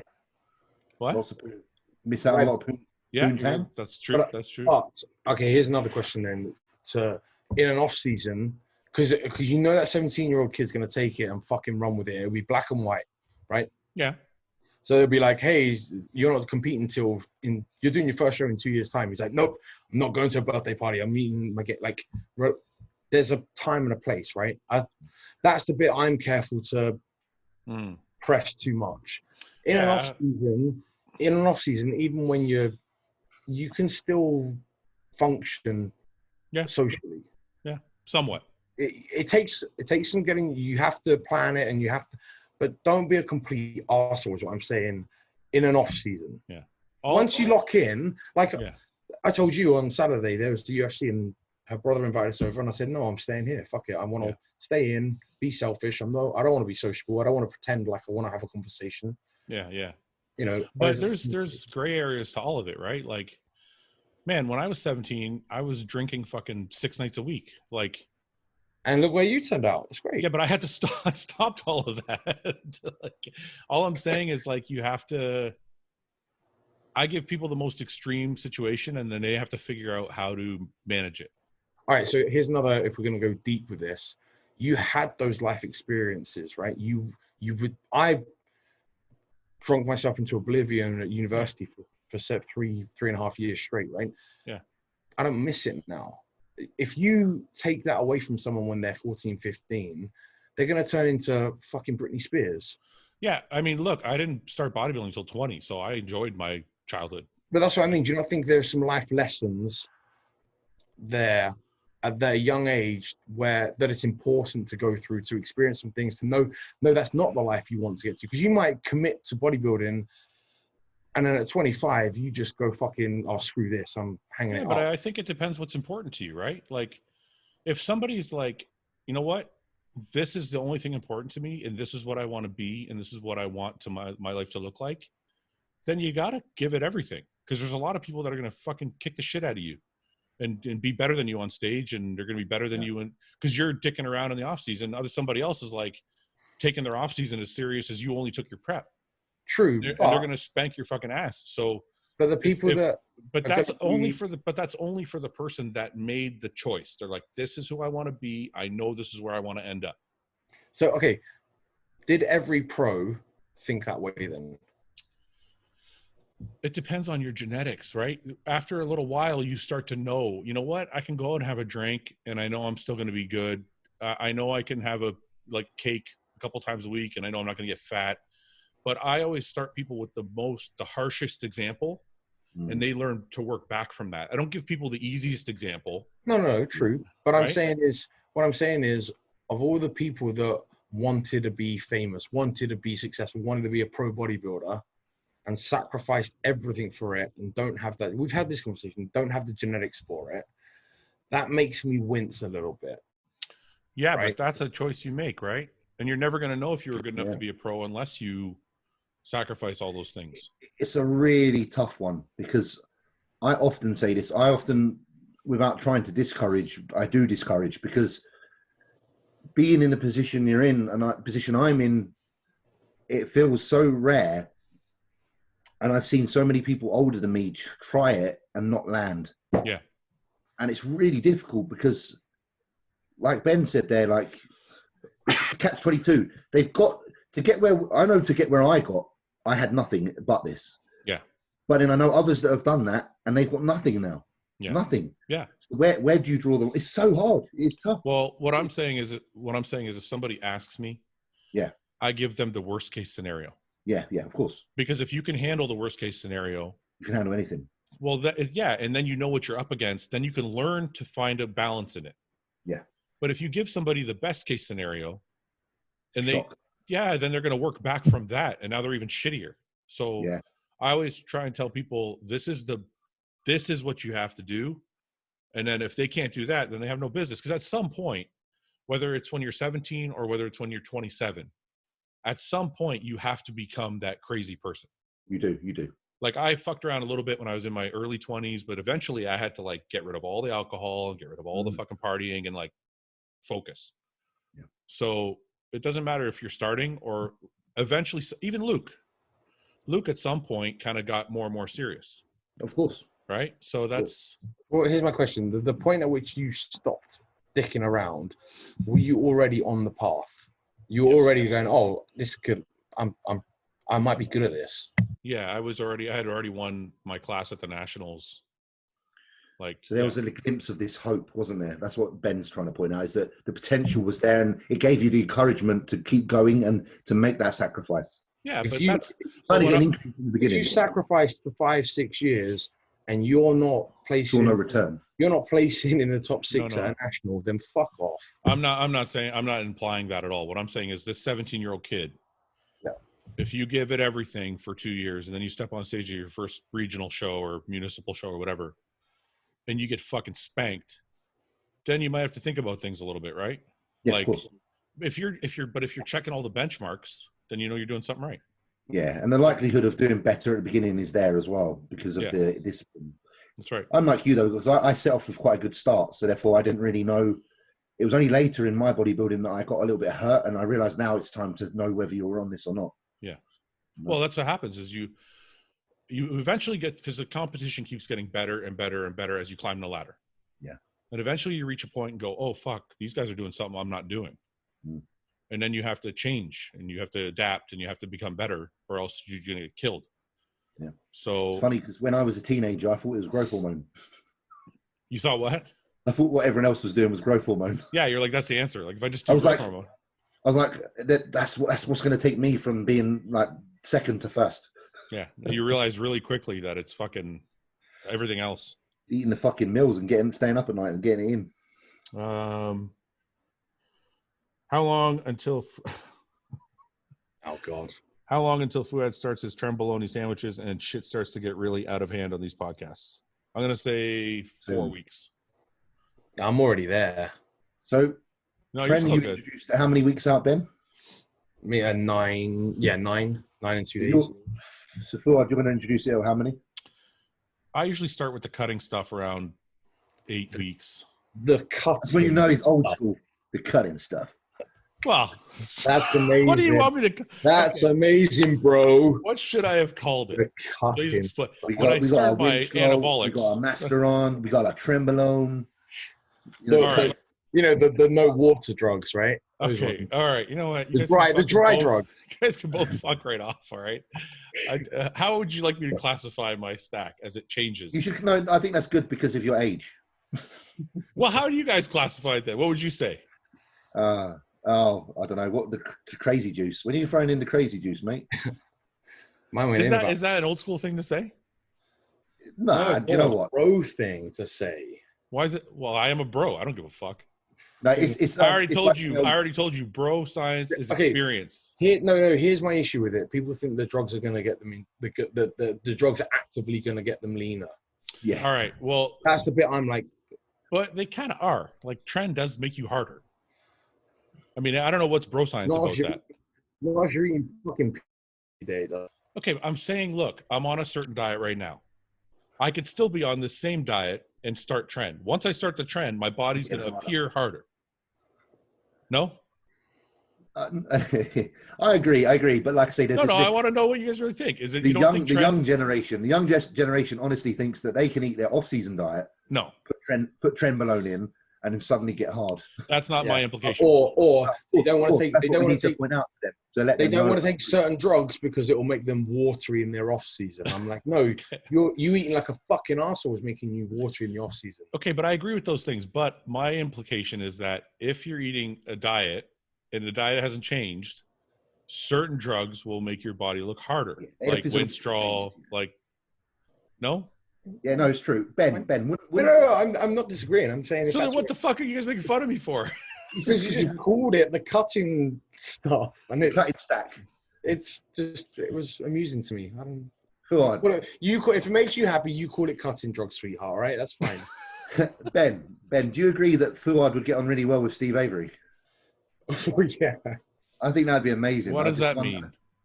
It's old school, like fucking. Yeah. Okay, but wait a minute. You guys just agreed with me that the fucking we drugs do. are. So then, what is the problem? I don't get it. There's no problem. We love you, and we just think that you're reminding us of some old geezers we know. I'm not sure if Fouad needs the Trenbolone sandwich to start getting sensitive about. Yeah, I am. I'm starting to get riled up already. I think I've just started Tren. Yeah. You started your cutting trend? I started my cutting stack. Yeah, and also it makes a difference if you're using Tren and Enthate versus Tren and acetate because one's drier than the other. And I like Tren Hex. When I take Tren and Enthate, I get really watery. yeah, I'm just joking. Tren Hex is the best of both worlds. Honestly, Tren Hex, yeah, that's okay, wait a minute. You started your Tren already, James? Tren Hex, benzyl carbonate. Yeah. Ooh. I'm being serious. Did you start your Tren already? Yeah, only a little bit. I did. I started 12. How much? Yeah, but he's like 13 weeks out still, or 12. 100 milligram three times a week. Oh, that's okay. That's like a normal dose. Okay. But that's a normal dose. How much higher are you going to go? I don't think you'll go higher than that. I think. Yeah, that's like a normal dose, really. I'm looking up on my own cycle. Justin was like, "You crack on." What do you do? How much? Sorry, go ahead, James. I was just going to say 300 Tren is a gentleman's dose. Yeah. I'm past the gentleman's dose. Are you at the barbarian dose? I'm doing what James did. I'm doing 3. Actually, no. I've got the literal 72. Yeah, the parabola. The parabola. Yeah, 3 of those, and then I do 1 mil of 200 Tren and Enthate a week as well. That's my. Ooh. That's to top you up a little bit. Yeah, just. No wonder I can't talk to you lately. You're fucking all riled up all the time. Fuck it. Well, when the internet went, I started putting that in, and I was like, Tren needs Tren, you know? Should insulin be cycled when it's time to use it? For example, when you're lean, etc. I don't know what that means exactly, but should insulin be cycled? And I think, sorry, go ahead. You guys answer. I've never cycled insulin. I've kind of been very consistent with low use for a long time. There are breaks, but it's not like scheduled. So I don't know. I've never been someone that's used enough of it to worry about implications or having to cycle it. But then Ben may feel differently, so I'd be interested to hear what he says. Well, you answered what I would. If you're not going excessive, then there's no reason. If it's just nice little 5-6 IUs pre-post workout, then you haven't really ever got to cycle on off. I've done periods where I've done 60 to 80 IU on my rebounds and things, and it was only for a 4 to 6 week period. But I'd also monitor my fasted blood glucose levels and make a lot of my decisions based on that. If I was taking 80 IU of insulin a day and my fasted blood glucose levels were under 80, for instance, I wouldn't worry. Yeah. Okay? If I was keeping my sensitivity high. I don't know if this counts as cycling, but when I did do insulin a long time ago, my coach at the time had me doing 45 IUs a day on my off days. So I do 15 IUs 3 times a day. Yeah. Only on my off days. So I don't know if that counts as a cycle, but twice a week, that was what I would do for my insulin. And the other 5 days I wouldn't do anything. And were you eating up on those days? Oh, fuck yeah. Yeah. It was like, he used to have me eating it was like this oatmeal, dextrose, and honey blended mix, which tasted like. I tell you, you're on serious stuff. I learned a little trick, which was adding dextrose to rice. Oh, dude, honey. I started adding honey to my rice. Oh my God. Pineapple to rice as well. Pineapple, rice, and dextrose. When I was oh my God, man. When I was with Hani, I would grill the pineapple. Like I would saute the chicken and the pineapple together and put it over rice. Holy fuck. Yeah. Good. But I found with rice, if you do a little bit of salt and a tablespoon of honey. Yeah. Holy fuck, man. Rice is amazing. Is this the scientific salt with sweet? You can get more carbs in. Do you remember that was you? You said if you eat a salty food first, you can eat more sugar. Oh, yeah. No, that's not why. I was like, I'm not making this up. You said this. Yeah. No, you're right. I did say that, but that's true. It's a thing. I found this the other day. You're talking about mixing things with rice. I know this isn't the same, but I found if you have jasmine rice and a little bit of olive oil, it has that same taste as like a jacket potato, which is a baked potato with like a little bit of butter. So it's really nice. Like creamy. It like hits the same spot. That creamy, buttery. Yeah. I miss that. I do miss that. Nice, man. It's nice because one of my meals. Go on, Ben. One of my meals a day has 10. Sorry, one of my meals a day has like 10 grams of olive oil in the rice, and it's just beautiful. It's like the best meal. After I did my first show, I got off stage and had a canteen, and it was my first show was in April, so all of the girls had like their Easter hampers, like the cookies and Easter eggs. I was craving a jacket potato with tuna mayonnaise on it. So good. I did I used to have carb refeed days during when I prepped with Nathan Harmon, and I would literally be able to go out and have anything he said that was just high carb. So I'd have like jacket potato with tuna. I'd have pasta and bolognese. Like literally, the day was like kind of free, but it was all really high carb, low fat protein days, and they were great because I'd just go out and eat all these like really delicious meals like that. That's what I did with Skip. I used a Skip loader on a Sunday. It'd be anything goes. Eat as much as you want for 12 hours straight. Nice. That's when I did British with you. Do you guys think the longer we diet, the more we're going to talk about food? Yes. Oh, yeah. Fuck yeah. It's like the whole podcast is going to bodybuilding and cake is what it's changed to. We're like 2 weeks in and we're talking like this already. People want to be roasted. I don't know if we're going to do that anymore. If you could win 9 Mr. Olympia titles but die at the age of 50, would you? You haven't got long enough, Fouad. He does, yeah. I'm 49. If I win every year from now on, I'm good. Oh, really? Sorry, I thought you were... No, I'm not 48 or anything, asshole. No, I don't want to die at 50. No, I don't want to make... Listen, I only want one Olympia title if ever I could get one. I'll do an Eddie Hall. I think Luke had the right mindset towards bodybuilding, like the whole Eddie Hall approach. Yeah. Win that shit, fuck off and make some money doing some other shit. I don't think he actually would have done that, though. I don't know. But you know, I'd like to think that's what we'd do. You know, it's funny, when I started bodybuilding, I never had any aspirations to win an Olympia. It never even once crossed my mind. At one point I thought maybe I could win an Arnold if I really capitalized on my potential. Arnold's the one that like I know it sounds weird, but mere mortals can dream. Yeah, so I think it's more, even though it's still, you know, the second best show in the world, it seemed within grasp if I could just capitalize on my potential. Definitely. Well, partly because Mr. Olympia already does it, right? There's that. Partly because he doesn't do it that often. Yeah, he's like, no, once he becomes Mr. Olympia, he sits it out. But it's not only that. I always felt like the Arnold judging was a little bit more fair. Like it changed hands more. It wasn't always the same fucking person.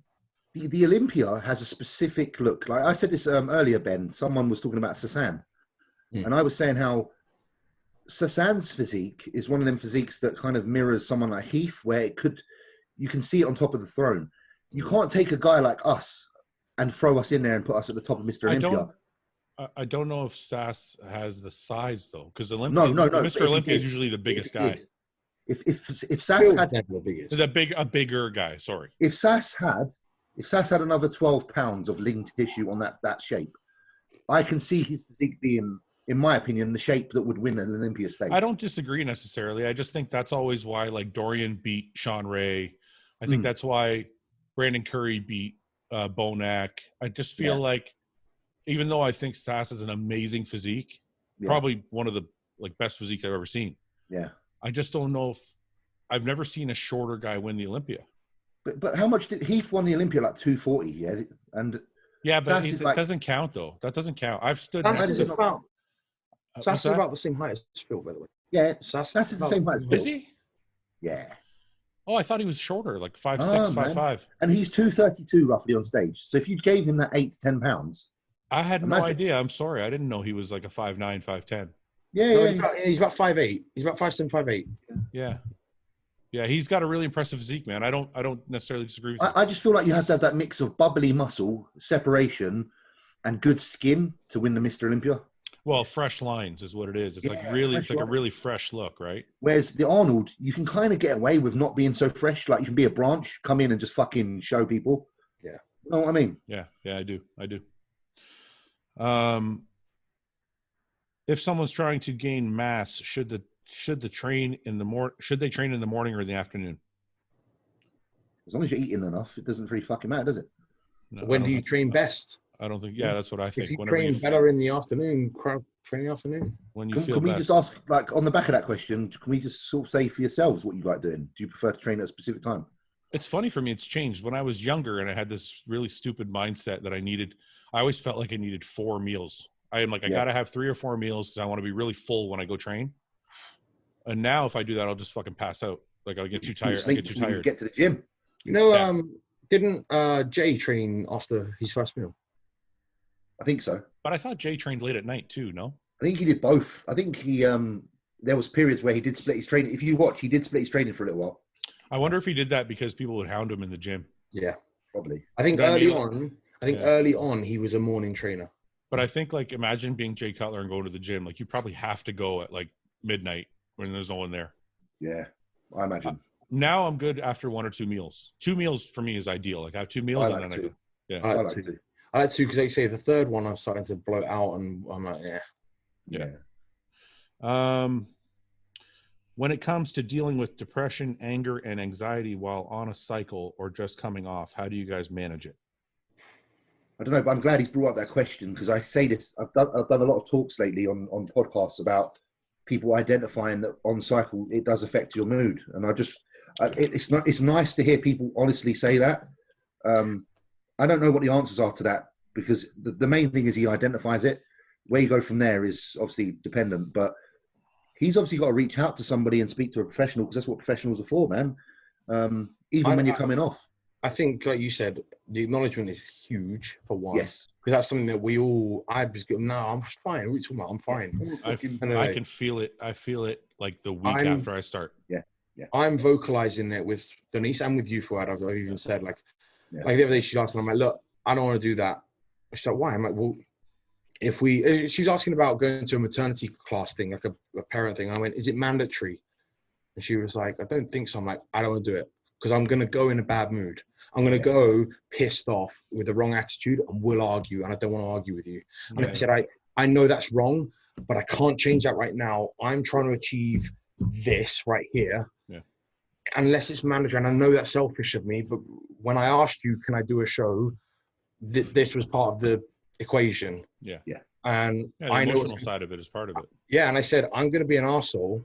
I'm going to recognize I'm being an arsehole and be like, I'm going to then be angry at myself for being an arsehole. Yeah. Then I'm going to take it out on you on the way home, because I'm going to say to you, hey, I fucking told you so. That's right. And I went, can we just avoid it? And we stay here and we have a good relationship instead. Yeah. Like, that's the smart thing. You're picking your battles. You know your battles before you walk into them, and you're avoiding situations of further conflict. And that's half the battle. If you can understand that you're going to be more volatile, because it's unavoidable. I don't care what it says. When you're on cycle, when you're preparing for something that means something to you, there is going to be a certain amount of angst, and there's going to be a certain amount of, like you say, anxiety and kind of, I wouldn't say the depression part's necessarily present in everyone, but it's great that they've mentioned that. But the anxiety especially is going to be very present, and identifying it and knowing that it's going to be present. Sorry, go ahead. Sorry, James, go ahead. No, go on. That's all I was going to say. I'm just chatting. Like you guys said, I think it's important to acknowledge it. I don't think talking to somebody is going to necessarily, I mean, you should talk to somebody, but if it's affecting you greatly, you just shouldn't be on. Yeah. Like there's a certain level that is acceptable. Like whether you're dieting, like it's funny, Luke used to always say, like, I don't feel different. I don't feel any different. And I'm like, I feel different, like immediately, whether I'm in the off season or dieting, there's a different, it's like I'm a little bit edgier, a little bit more aggressive, a little bit more whatever. And I think you need to know yourself and go, okay, I'm really fucking depressed. Like I can't get out of bed in the morning. If you're like that, you just shouldn't be on. You shouldn't be. It's not for you. It's not for you. Yeah. I'll tell you what. Because I was in the camp where I'm fine. This stuff it just makes me feel good. I was in that camp for a long time. Coming off completely for an extended period of time, like 6, 7, 8 months, showed me the difference in how I am as a person. This works. Yeah. Versus, and so, because my normal was being on, right? So I'm like, no, I always feel like this. This is normal. I feel fine. It's only when I diet, it's like, no, because I'm always on, even in the off season. So in the diet phase, I'm just hungrier. There's no fucking difference. My brain chemistry, we're influencing our hormones and our brain chemistry. There is no two fucking ways about it. Yeah. I think, like for example, in my 20s, my anxiety was out of control, and my anxiety was bad to begin with. And when I started doing anabolics at 20, I noticed my anxiety got worse, and then it got worse the more I took. Like when I got 25 and I was getting better, I would start taking a little bit more gear. My anxiety was just insane. But it wasn't hurting me.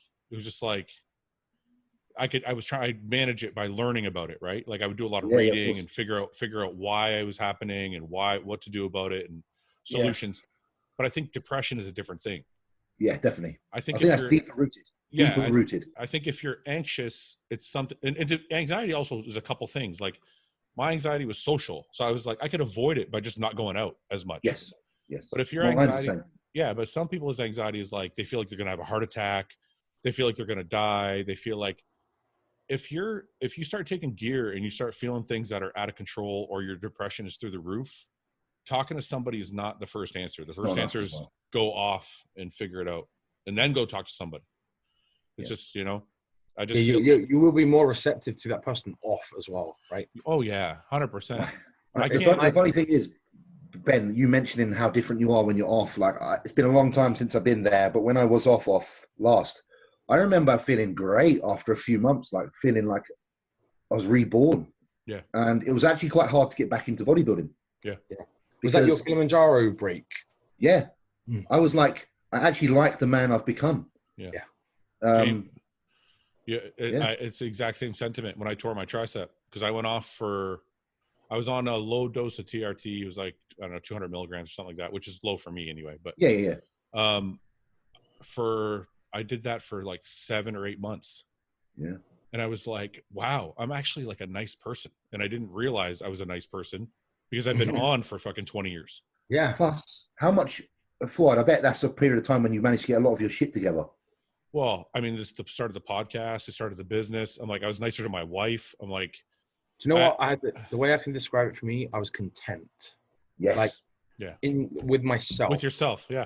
It's just the night and day. I'd go to bed and I'd just go, like that feeling was. You know, it's crazy. Somebody asked me like if I like steroids, and I was like, I absolutely love them for 1 hour a day.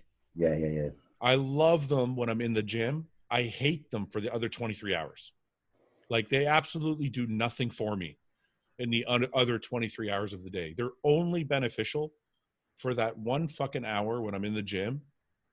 That's the only time if I could just turn it off and on for that 1 hour, that's what I would do. Is that something then, do you think that bodybuilders, this is just a personal question, do you think bodybuilders should get credit for their management of this? Like, because people don't realize that they are taking something that they know affects how they feel, yet they're managing it and becoming good at something, despite the fact that it does have a detrimental effect on them personally sometimes. I don't know. That's like an alcoholic. That's like an alcoholic carrying on. That's what I'm wondering. Like, it makes sense. Like when you say that, like when we have these discussions, I feel like a complete moron. I'm like, how could somebody look at me and go, hey, I'm going to give you something that's going to make you feel like complete shit. And it's going to fuck your life up. And you're going to make really bad decisions. And you're going to be really impulsive. And your anxiety is going to go through the roof. Here you go. And I'm like, hey, great. And I start fucking putting it in my body, right? Yeah. It doesn't make any sense. It does make sense because it's the bodybuilder mentality is the end result is the only goal. And no matter what it takes to get there, the suffering, like dieting sucks, cardio sucks, training sucks, it hurts. Physically, there is pain, right? Yeah. We'll get injured. We'll put our, like, it's all with a But view. those aren't the same though. Those aren't the same because they're not doing stuff because it's achieving the end result. I know, but doing stuff that hurts, like training hard or doing cardio or starving, that's not changing your brain chemistry. Yeah, it's making that's actually probably making you a better person. Yeah, no. What I'm saying is, we're happy to do whatever it takes to achieve that final look. It's true. It's one day. It's true, but if you step out of it's madness. It's not going to change anything I'm doing. I don't give a shit. I'm just saying if you step out of what we're doing and look from someone else's perspective and you look at how you behave and how your life is and then go, wow, I've endured all that. And yeah, it gave me a lot of benefit, gave me a life. But at the same time, how could have my life been different if I didn't do all those things to my head? But have you only done those things because you always had belief all along that on the back end of that, you'll have something to walk away with? Because I've always done this because I believe after all of this would have been for something. So it's that whole, like your sacrifice without regret. In a sense, for me, I feel like 30 years of my life will be spent doing something that's almost monotonous and almost like fucking slavery to myself. Yeah. Yet on the back end of it will grant me a massive freedom.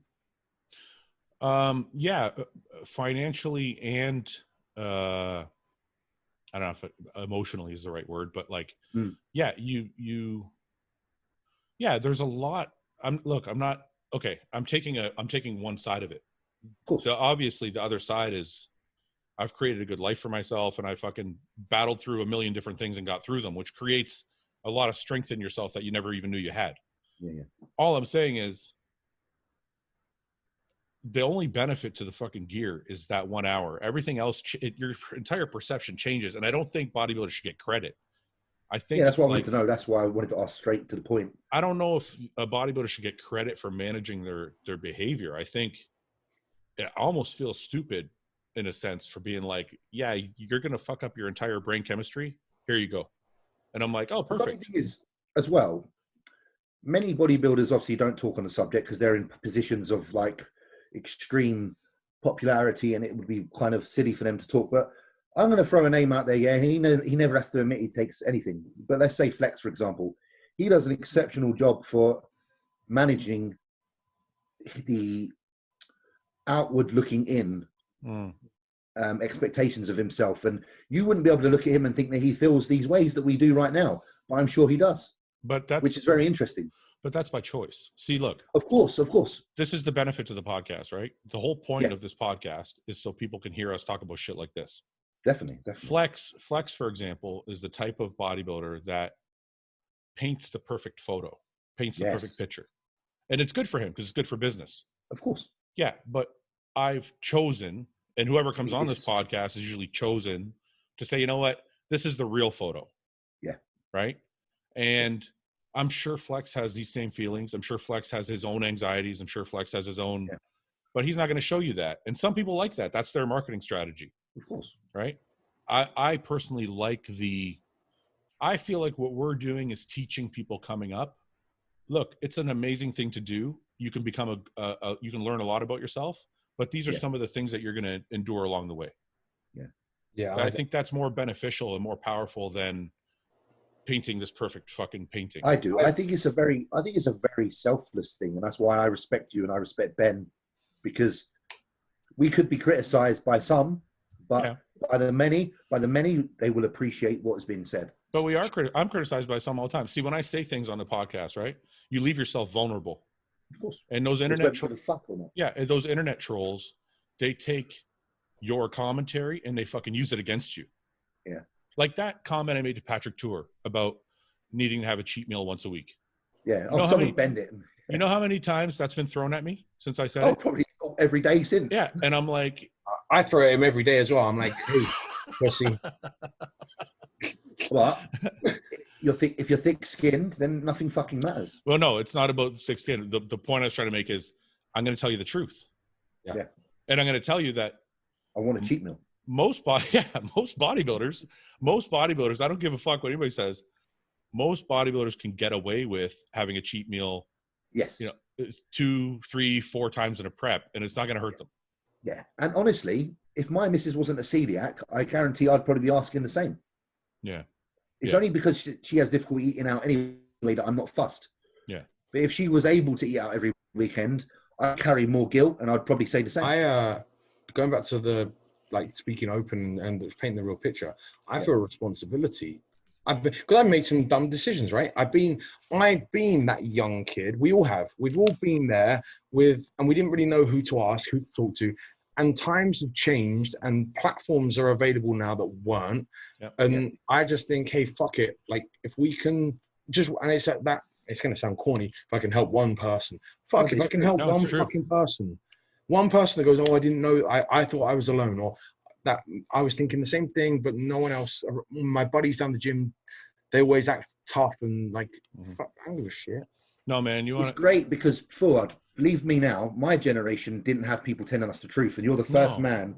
You're one of the first people to do that, and I'm happy that we can come on here and share for the people that are coming up, because I could never have messaged a pro bodybuilder and asked them what they do. They would never said. Yeah. They would have never said. It's funny you said that, Ben, because when Luke passed, I was like, I don't know if I want to do this anymore. Mm-hmm. And one of the main reasons I did it, kept this show going, was because of all the fucking DMs I was getting. Yeah. And a lot of them were like sorries, but a lot of them were like, sorry, but you have no idea how much you've helped. Thank yous at the same So, time. Many yeah. thank you. Yeah. So I'm like, if this is helping people, then, you know, we're having a good time doing it. We might as well help people in the same time. You know what I mean? Definitely. I agree. Anyway.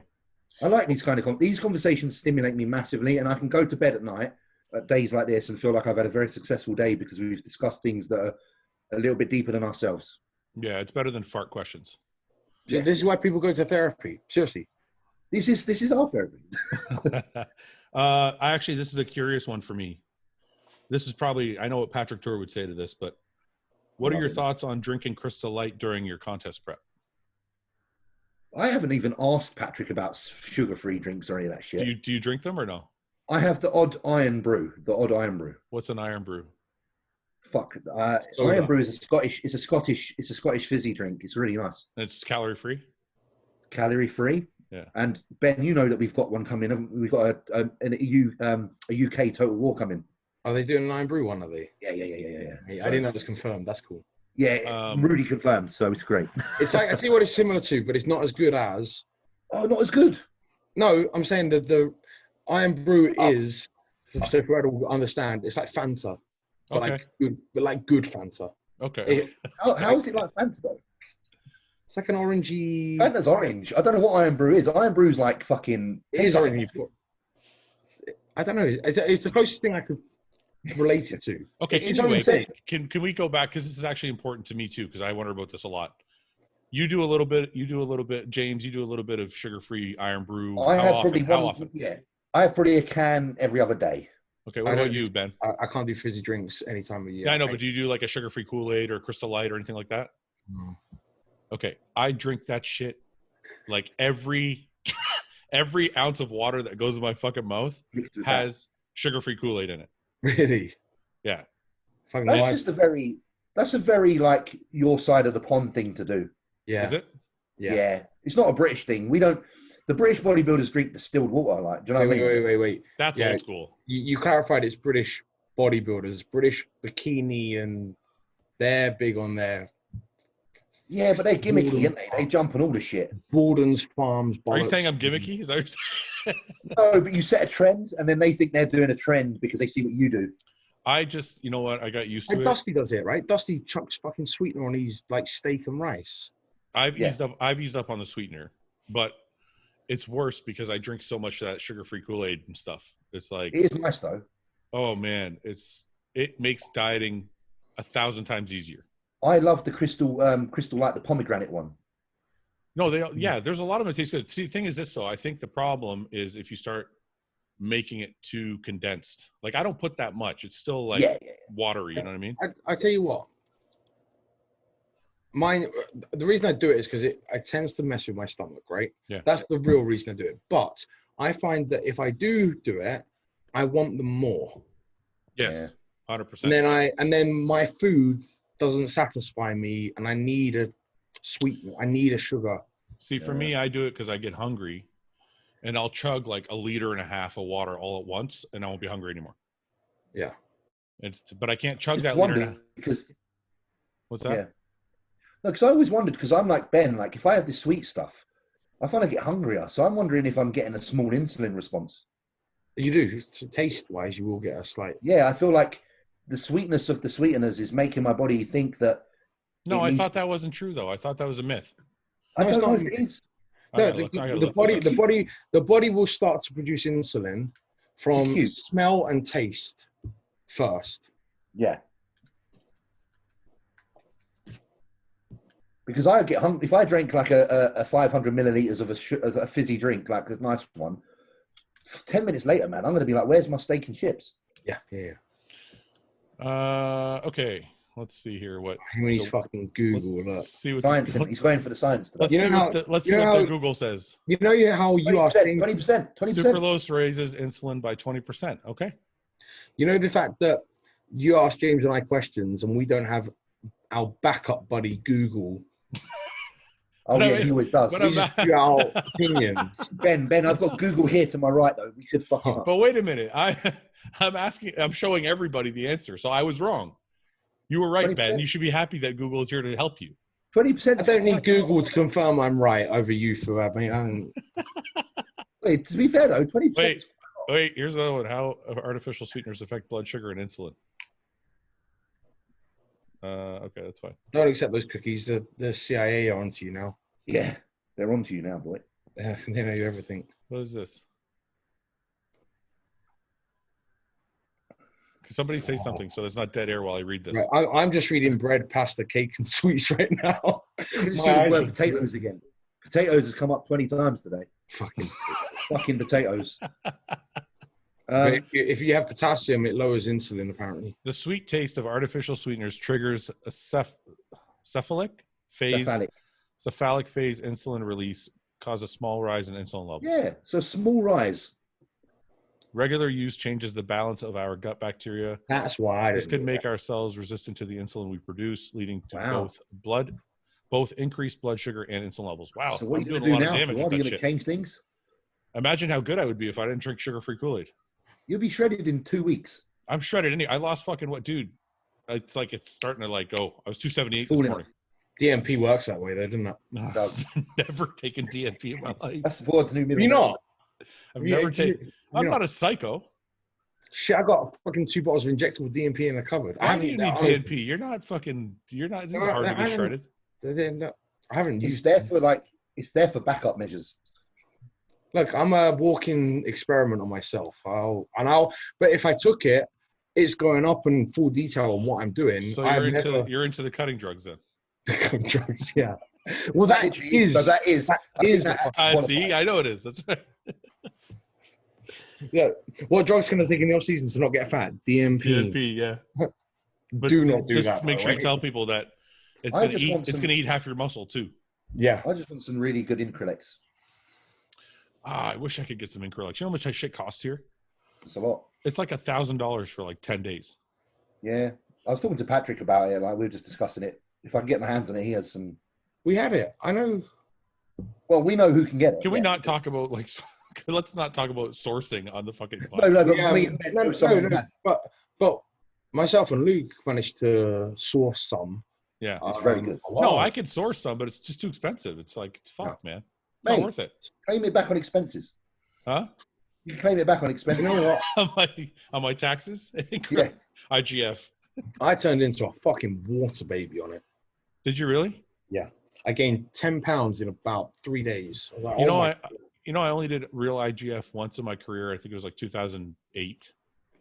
I did it for like 2 or 3 weeks, and I caught a cold or something like that, and I got sick. But it was fucking amazing. It was amazing. But now I can't find it. And plus, isn't it like way more dangerous too? And there's that thing about it proliferating cancer cells, right? That's right. Yeah. Yeah. I mean, that's pretty dangerous if it does do that. But they say that. But what, James? You're okay with that? We'll see. Yeah, no, I agree. We'll see. We'll find out. I'll let you know. Well, I don't want it to do that, but you're gonna take the chance. Would you rather take chances? Would you rather have to piss once every hour of the day, including nighttime, or have to shit every 2 hours of the day, including night? That's like my regular day anyway. I have to piss every day, every hour anyway. Like it's not really literally all night. At the beginning of a relationship. The question comes down to what? Go ahead. Go ahead. I'd say the answer depends what you prefer. Do you prefer pooing or pissing? Oh, I'd rather piss, man. I don't want to right now. Right now, I don't know. I could do is freeing up some room down there. Dude, I don't want to shit every 2 hours. That's 12 shits a day. Think how many folds that is. Think how small your stomach would be as well. Okay, I have to make a confession because this guy went in hard on me last week because he's like, "You're an idiot. You don't fold." So I said, "How do you know I don't fold?" And he says, "You said so on the podcast." I said, "Do you think everything I say on the podcast is exactly how I feel?" He goes, "Oh, you're just fucking doing it because you're joking around." I'm like, "Yeah, I am. What do you think I do on the podcast?" So I was playing devil's advocate and I fold and he doesn't believe me. So I just like to make it known that I am also team fold, but I was fucking with you and Ian last week to make the conversation go longer. Oh, I thought you. Do you know what I thought you were gonna say? You were like, I was like, fuck it, I'm gonna send him a picture. So I took a picture. No. I was like, oh, you fucking called him out. You called his bluff big time. Take a picture of my fold. Send it to him. We do need to confirm this though. It is a proven fact. Doctors suggest that you do check what is on the tissue. Well, you have to if you're going to fold. Well, no, you just have to because of health. No, I know, but I mean, you're going to anyway. Also, you're going to fold, right? If you don't check, how do you know when to stop? That's right. When do you know when you're clean? Hey, do you hate it when you get? Go ahead. Do you hate it when you get the ones where you wipe and it's still just as fucking wet as the first one? It's like over and over, like 10 times later. It's still as busy. Because there's still shit in there. You're not done, and you're just wiping it all out. That's why the flushable wet wipes are the best things I've ever bought. Why don't can I that. ask you guys a question? So in the Middle East, everybody has a bidet, and I feel like people make fun of people with bidets, but it's what the fuck could be cleaner than a bidet? I tell you what, a lot of people are insecure about that because they get a little twitch when they use a bidet and they get insecure and don't. Oh, you mean somebody might get a boner while they're sitting on there? We all get a little twitch, but some people are not comfortable admitting it. Well, it's the most erogenous zone in the body. There's nothing wrong with getting a little fucking. In Japan, every toilet in Japan has the jet that aims up like this. Yeah, it's great. But I don't understand. Like Americans make fun of people with bidet, or North Americans, I should say. Make fun of people that use bidets, but I'm like, you wiped your ass with a piece of paper and left it, just basically smeared it all over the place. And you think that's cleaner than fucking sitting on a fucking jet of water that's literally washing your ass. A miniature arsehole bath. Yeah, it's love it. But I'm just saying, like, wouldn't it be better if everybody had a bidet? Like everybody's ass would be clean. I'm gonna get one installed. I'm gonna have a conversation about getting one in the house because. Okay, good. So I'm not crazy for thinking this, right? I'd happily have one. What about you, James? What do you think? Might spend a little too long on there, but. No, I think it's great. I think everyone should have a bidet. And I think it's just jealousy for those who. It's jealousy that when people get angry about it. Well, people they don't have a bidet. People think it's gross. All it is. They're like, you have to wash and then you have to dry it, and then what do you do with the dry towel? They don't. But what do you do with the dry towel? So you sit down, you press the button, and it washes your asshole, right? Then you got to dry your butt off. Yeah. What do you do with the dry towel? The same thing that you do with your shower towel, bath towel at the end of the day when you hang up to dry. No, I don't think it's the same, man. Wait, so hang on. If you have a shower, you don't wash your bollocks and your ass. Yeah, I do. And then you dry your bollocks and your ass with a towel. So what do you do with that towel? Why is it not the same? I don't know. It doesn't feel the same. I feel like you'd have to use I feel like you'd have to use a fresh face cloth for each drying. I mean, there'd be a stack of face cloths. I wouldn't use a fucking face cloth. Well, I mean, like, something that I'm just saying something that big. I'm just saying. just grab the wife's face cloth and dry it off. There you go, love. Fucking enjoy Going back to Japan, boys. Back to Japan. They actually blow hot air up your bumhole to dry it out. That's right. They have a blow dryer on there too. This is why you like going to Japan. I love Japan. I love it. Honestly, I would move there tomorrow. Why do you love Japan so much? Because they blow air up. Other than the hot air on your butt. Because it's the people just don't like. You can walk down the street with millions of people and no one bumps into you. They're so polite. Yeah, it's crazy. Huh. And they have a really fast train. At the beginning of a relationship, does it bother you more if your lady farts in front of you or if you fart in front of her? Can I tell you something crazy? I've never heard my wife fart. Neither have I. Never have, never will. James has something totally going on over there. It's totally different. Like her farts every 10 minutes. Honestly. Really? She's got celiac, though. She's got celiac. She's allowed. Yeah, but she hasn't eaten no gluten. She's got no excuse. I would blame it on gluten all the time. I'd be like, sorry, I ate a biscuit again. She's just farting for the hell of it. She just farts and laughs. That's all she does. Does it bother you? Two things. It doesn't bother me at all because I think it's quite cute. Does it? How long did it take her to fart the first time? Not long at all. How long did it take you to fart in front of her? I probably shit in front of her in about 4 weeks. What do you mean? You just left the door open, sat there, and took a shit? Yeah, because I like to continue conversations when I'm. Oh my God! Me and Luke had this conversation, and Luke was like, we're on the same page. He's like, when I shit, I fucking lock the door and I sit there. I want my own privacy. I've got a toilet downstairs, attached to my living room, like a spare toilet downstairs, and I like to have my door open and talk to Yannicka. Yeah, and I talk to her, I chat. No. Like Yannicka's from like the woods in Norway, so they shit in. We shit in a shed there. We shit in a shed. It's really good. But that's a different culture. She's okay, from. Ben, what about you? Are you talking while shitting? Am I fucking? I'll turn the tap on and like. No. What about farting? What about farting? No. How long? No, fart? I mean, I don't know either. She's heard. The only time she's heard me is when I'm asleep and I can't help it, and that's allowed. Yeah. Other than that, no. I don't. No girlfriend, ex-girlfriend, my wife has ever heard me fart. I'm positive. Yeah, my wife hasn't. Like, I probably heard me a few times. What? Sound like those fucking pussies that when they're getting with a girl for the first time, they have to hold in a piss and hold in a shit until they leave and go home. Yeah, that's what I do.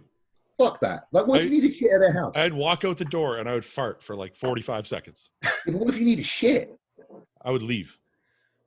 No, when we first started dating, and she lived far away, so she would drive 3 hours and come stay at my house for like 4 days.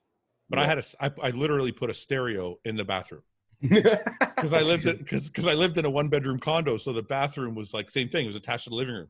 Yeah. So I would go in the bathroom, and she knew what was going on, but I would rather she knew and I had the radio turned up, right, than her hearing me fucking. Yeah, you know what's going on. You don't need to draw attention to it any more than hey, I'm having a shit. I turn the radio up and then I just do my shit. It's general radio, no particular subject, no particular genre.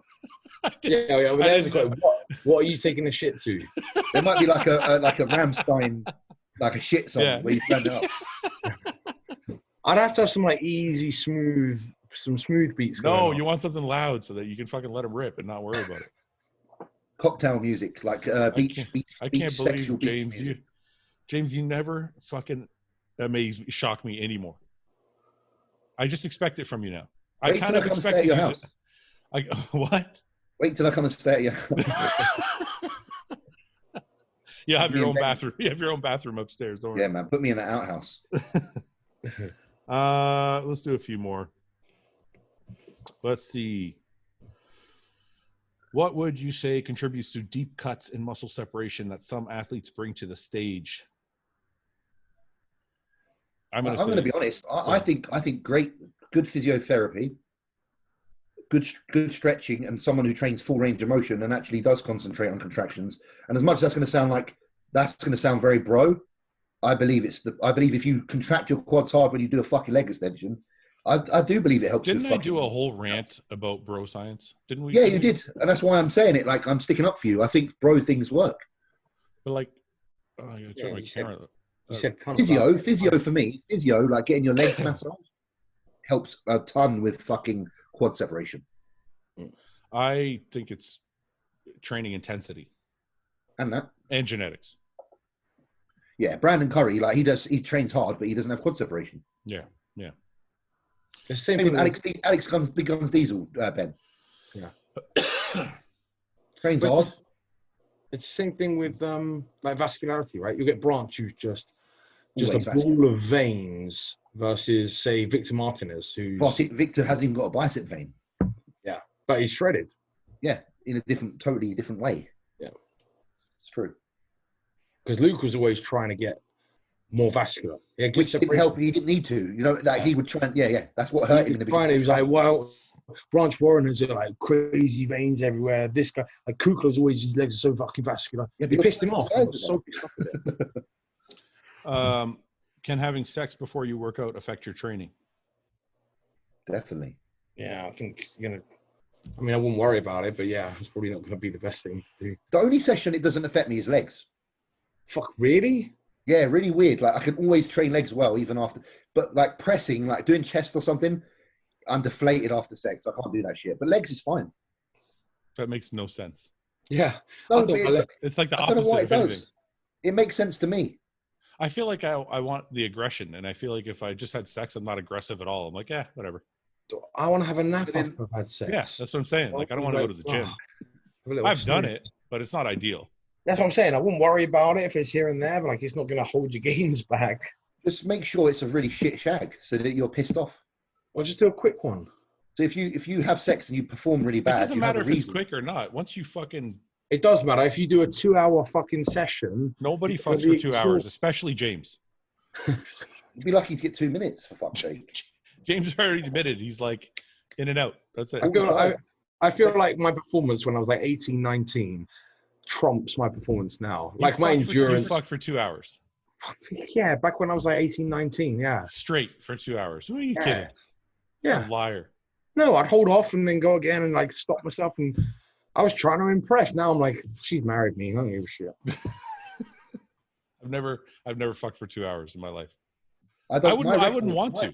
Most girls would be like, I'm in fucking pain. Are you almost done yet? Like, yeah. My record wouldn't even be over 5 minutes.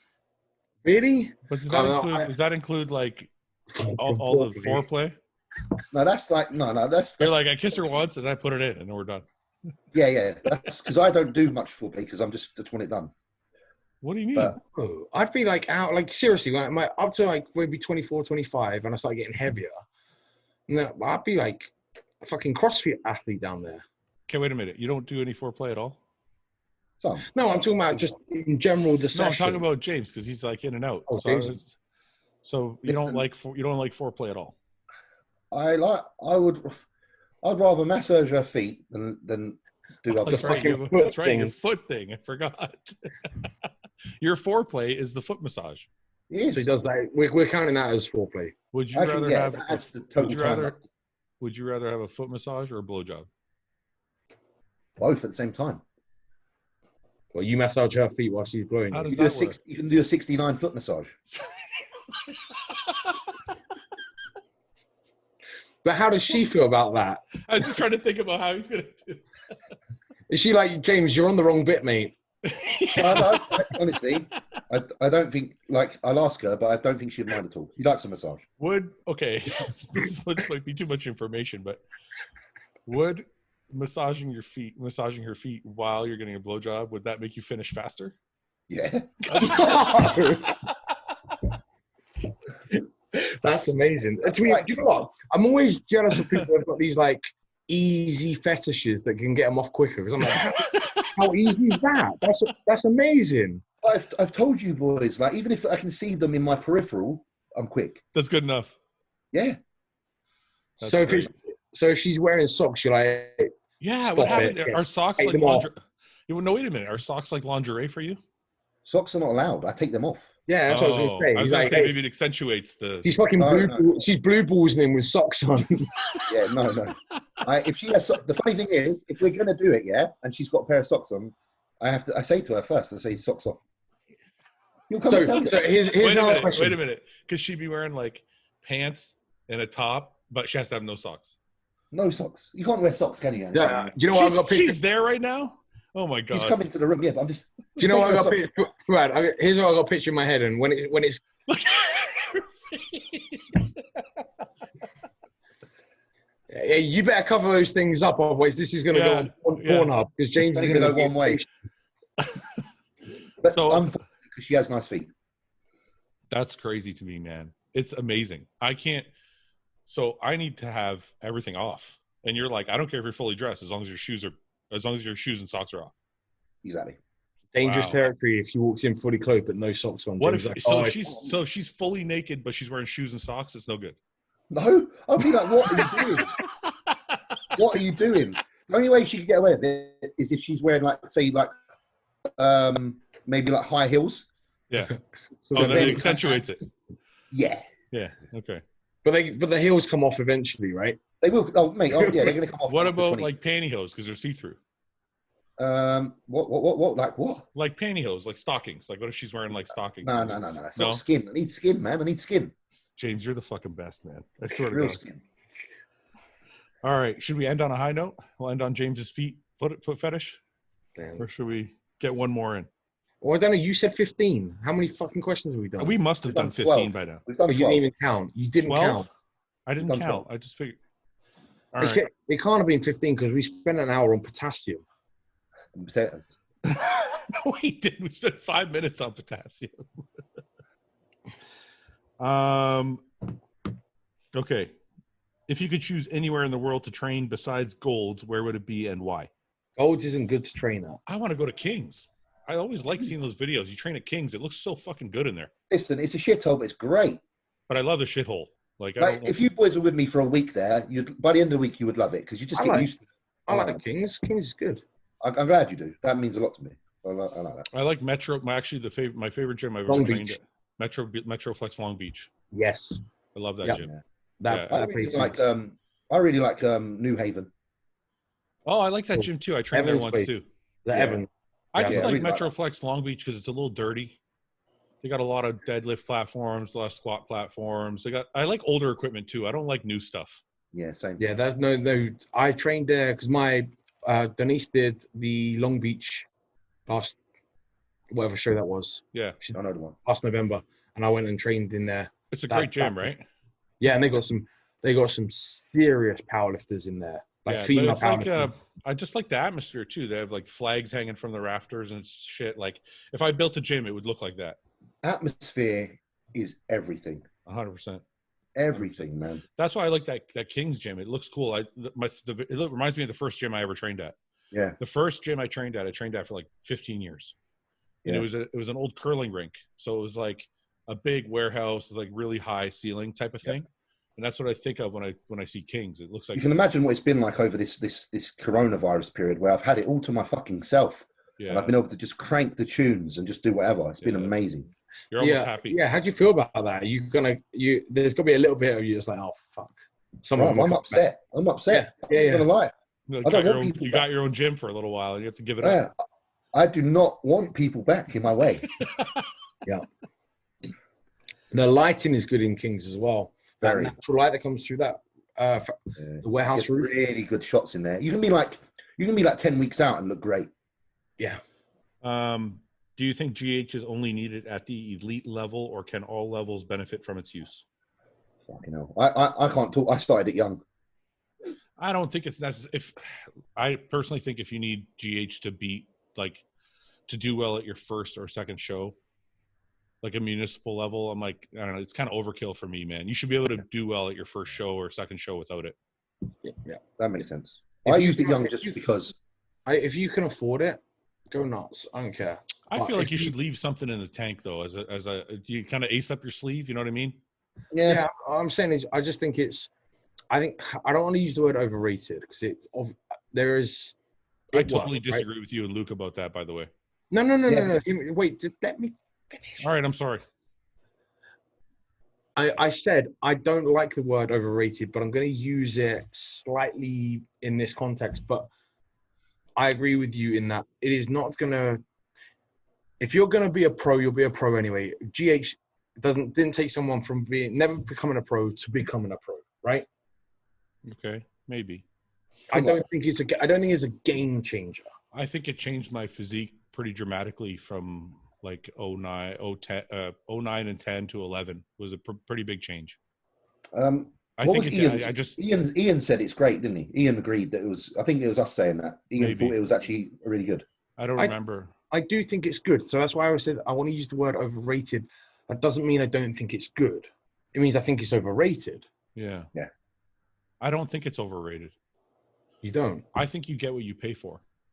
I think if you're taking dog shit underground, $100 a kit, then you're just, you're injecting fucking salt water. Yeah. But if you're paying for pharmacy grade GH, you're going to notice a benefit. In my opinion. Yeah, put it this way, I wouldn't not use GH now. No, but both of you are at the level where it's completely justified and warranted and necessary. Yeah, right? But that's why I said I would leave that ace up my sleeve for if I got into the later categories. Right, but I'm also saying that if, say you're a young up and comer and you have a successful business and you can afford to run it. Oh no, I'm not talking about money. I'm saying you should be able to make pretty big jumps in your physique with just a regular steroid stack, like some tests, EQ. You should be able to make the first year or two, man. I grew like a fucking weed. What I mean, my difference. I'll give you an example. I have a guy. Sorry to interrupt. I have a guy. I know this kid who just started. He made fucking zero progress in the first year with just like regular anabolics, and I'm like, Okay, that's a problem. If you are natural and you're in your early 20s or whatever, you're just starting bodybuilding, and you get on a stack and nothing happens, that's maybe an indicator that's not for you. I've got another question then from a similar theme or point.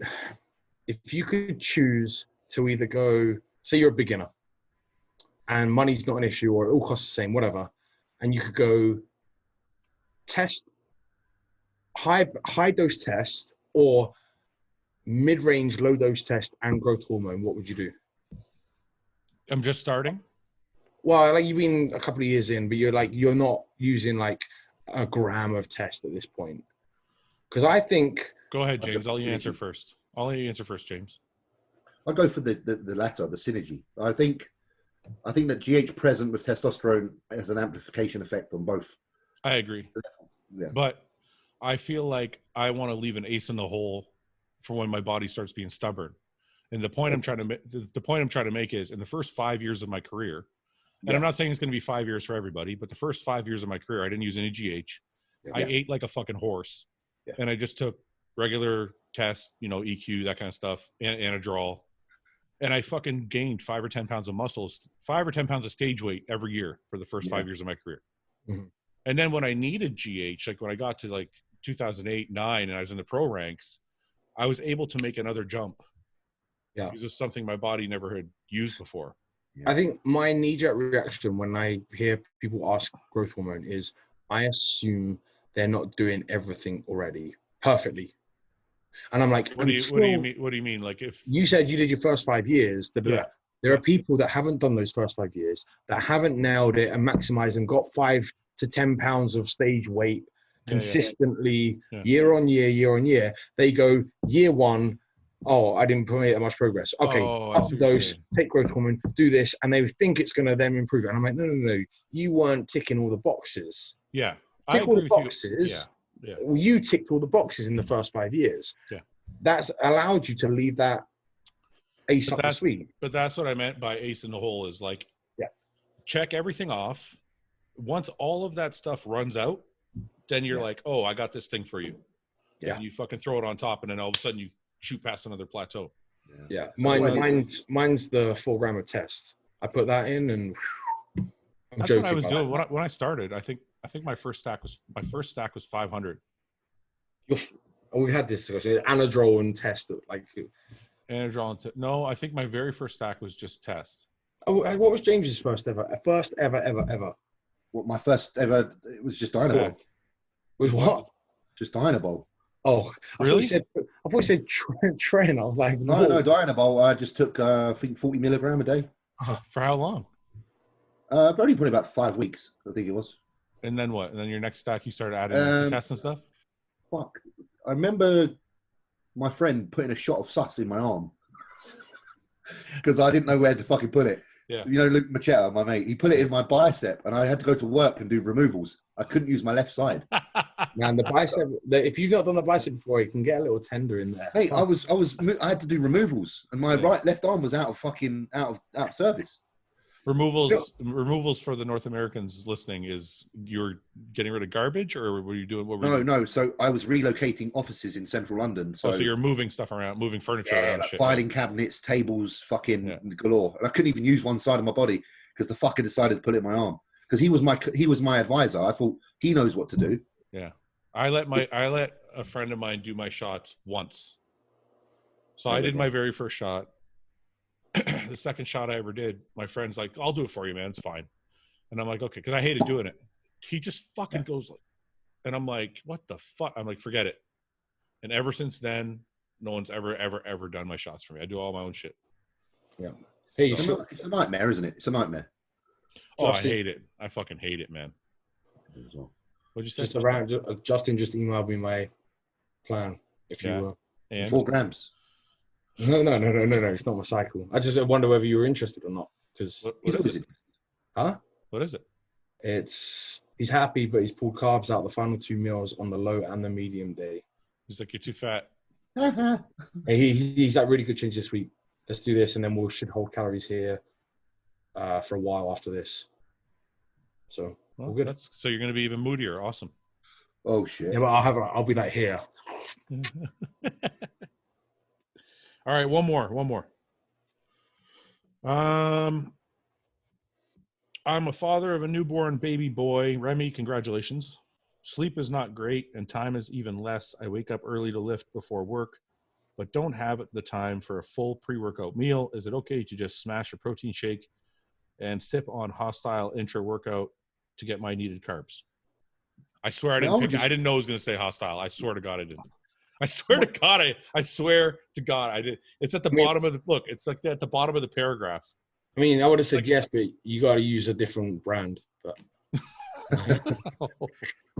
stick with the Ben, best. I don't know if you're like me. I've always thought, if someone's training first thing in the morning, I would just have them start sipping on their intra before they get to the gym.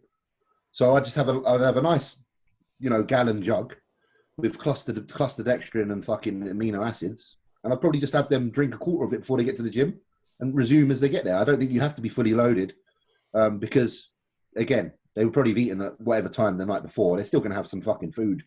I'd make sure the evening meal was a pretty. I wouldn't go like carb free. Yeah. I'd give them like a bowl of oats and some stuff before and some fats, and then wake them up and do the intra shake on the way to the gym. Yeah, I would do two scoops of the hostile intra R3. For like 8 scoops of hostile silo 9, and then 2 scoops before, 2 scoops during, 2 scoops of silo 9 after. Set your alarm for 2 a.m. in the morning. You know what? Take a hostile serving. It's funny you say that because I remember I used to watch Cody when he was with Evo Gen back in the day, and the amount of fucking servings of cell chem he used today, and I used to buy that stuff because I thought it looked like a good product. Fuck me. Yeah. Mate, I used to spend about £100 a week on cell chem. Because you're drinking like 6 scoops. You're like, because Cody had it like 4 times a day, 2 scoops each time or some shit. Yeah, but look how good you look now. That was because of cell chem. Lay the foundation, mate. I've been pumping cell chem. I need to shut up. Can you like dub that out, like to say Okay, last one. What motivates you to go and kill it every day, even though you haven't been competing lately? Well, I think that's obviously for me, but what motivates you guys to go kill it every day? Come on, Ben. I don't know. I don't think about anything in particular. Mine's going to be a wishy-washy answer. I'm just so conditioned to doing this. You just do it. You just go and... That's not wishy-washy. That's called discipline. And that's what I try and tell these people when they're like, can you motivate me, please? I'm like, there's no... Well, that's what I mean. I don't have a specific, here's what you need to do. You know what it is? People are waiting. People want this like euphoric feeling. You know that feeling when you watch like a Machiavelli video? Yeah. And you're watching like Branch Warren train. You're like, oh, it feels good. And you get motivated. They want to feel like that every day. All the time. And I'm like, it's not real. That doesn't fucking exist. I'll give you an example of what happened this morning, right? So I've got my HIIT cardio, and I get up, I have my supplements, I do my apple cider vinegar, and then I sit on the recliner and I check my emails, just wait for the caffeine things to hit in, and I'm like sitting there, I'm talking to Denise, and I'm like, I don't want to do this. Yeah. I've done my checking pictures and I sent them. I'm like, I've done 9 of the 10 sessions this week.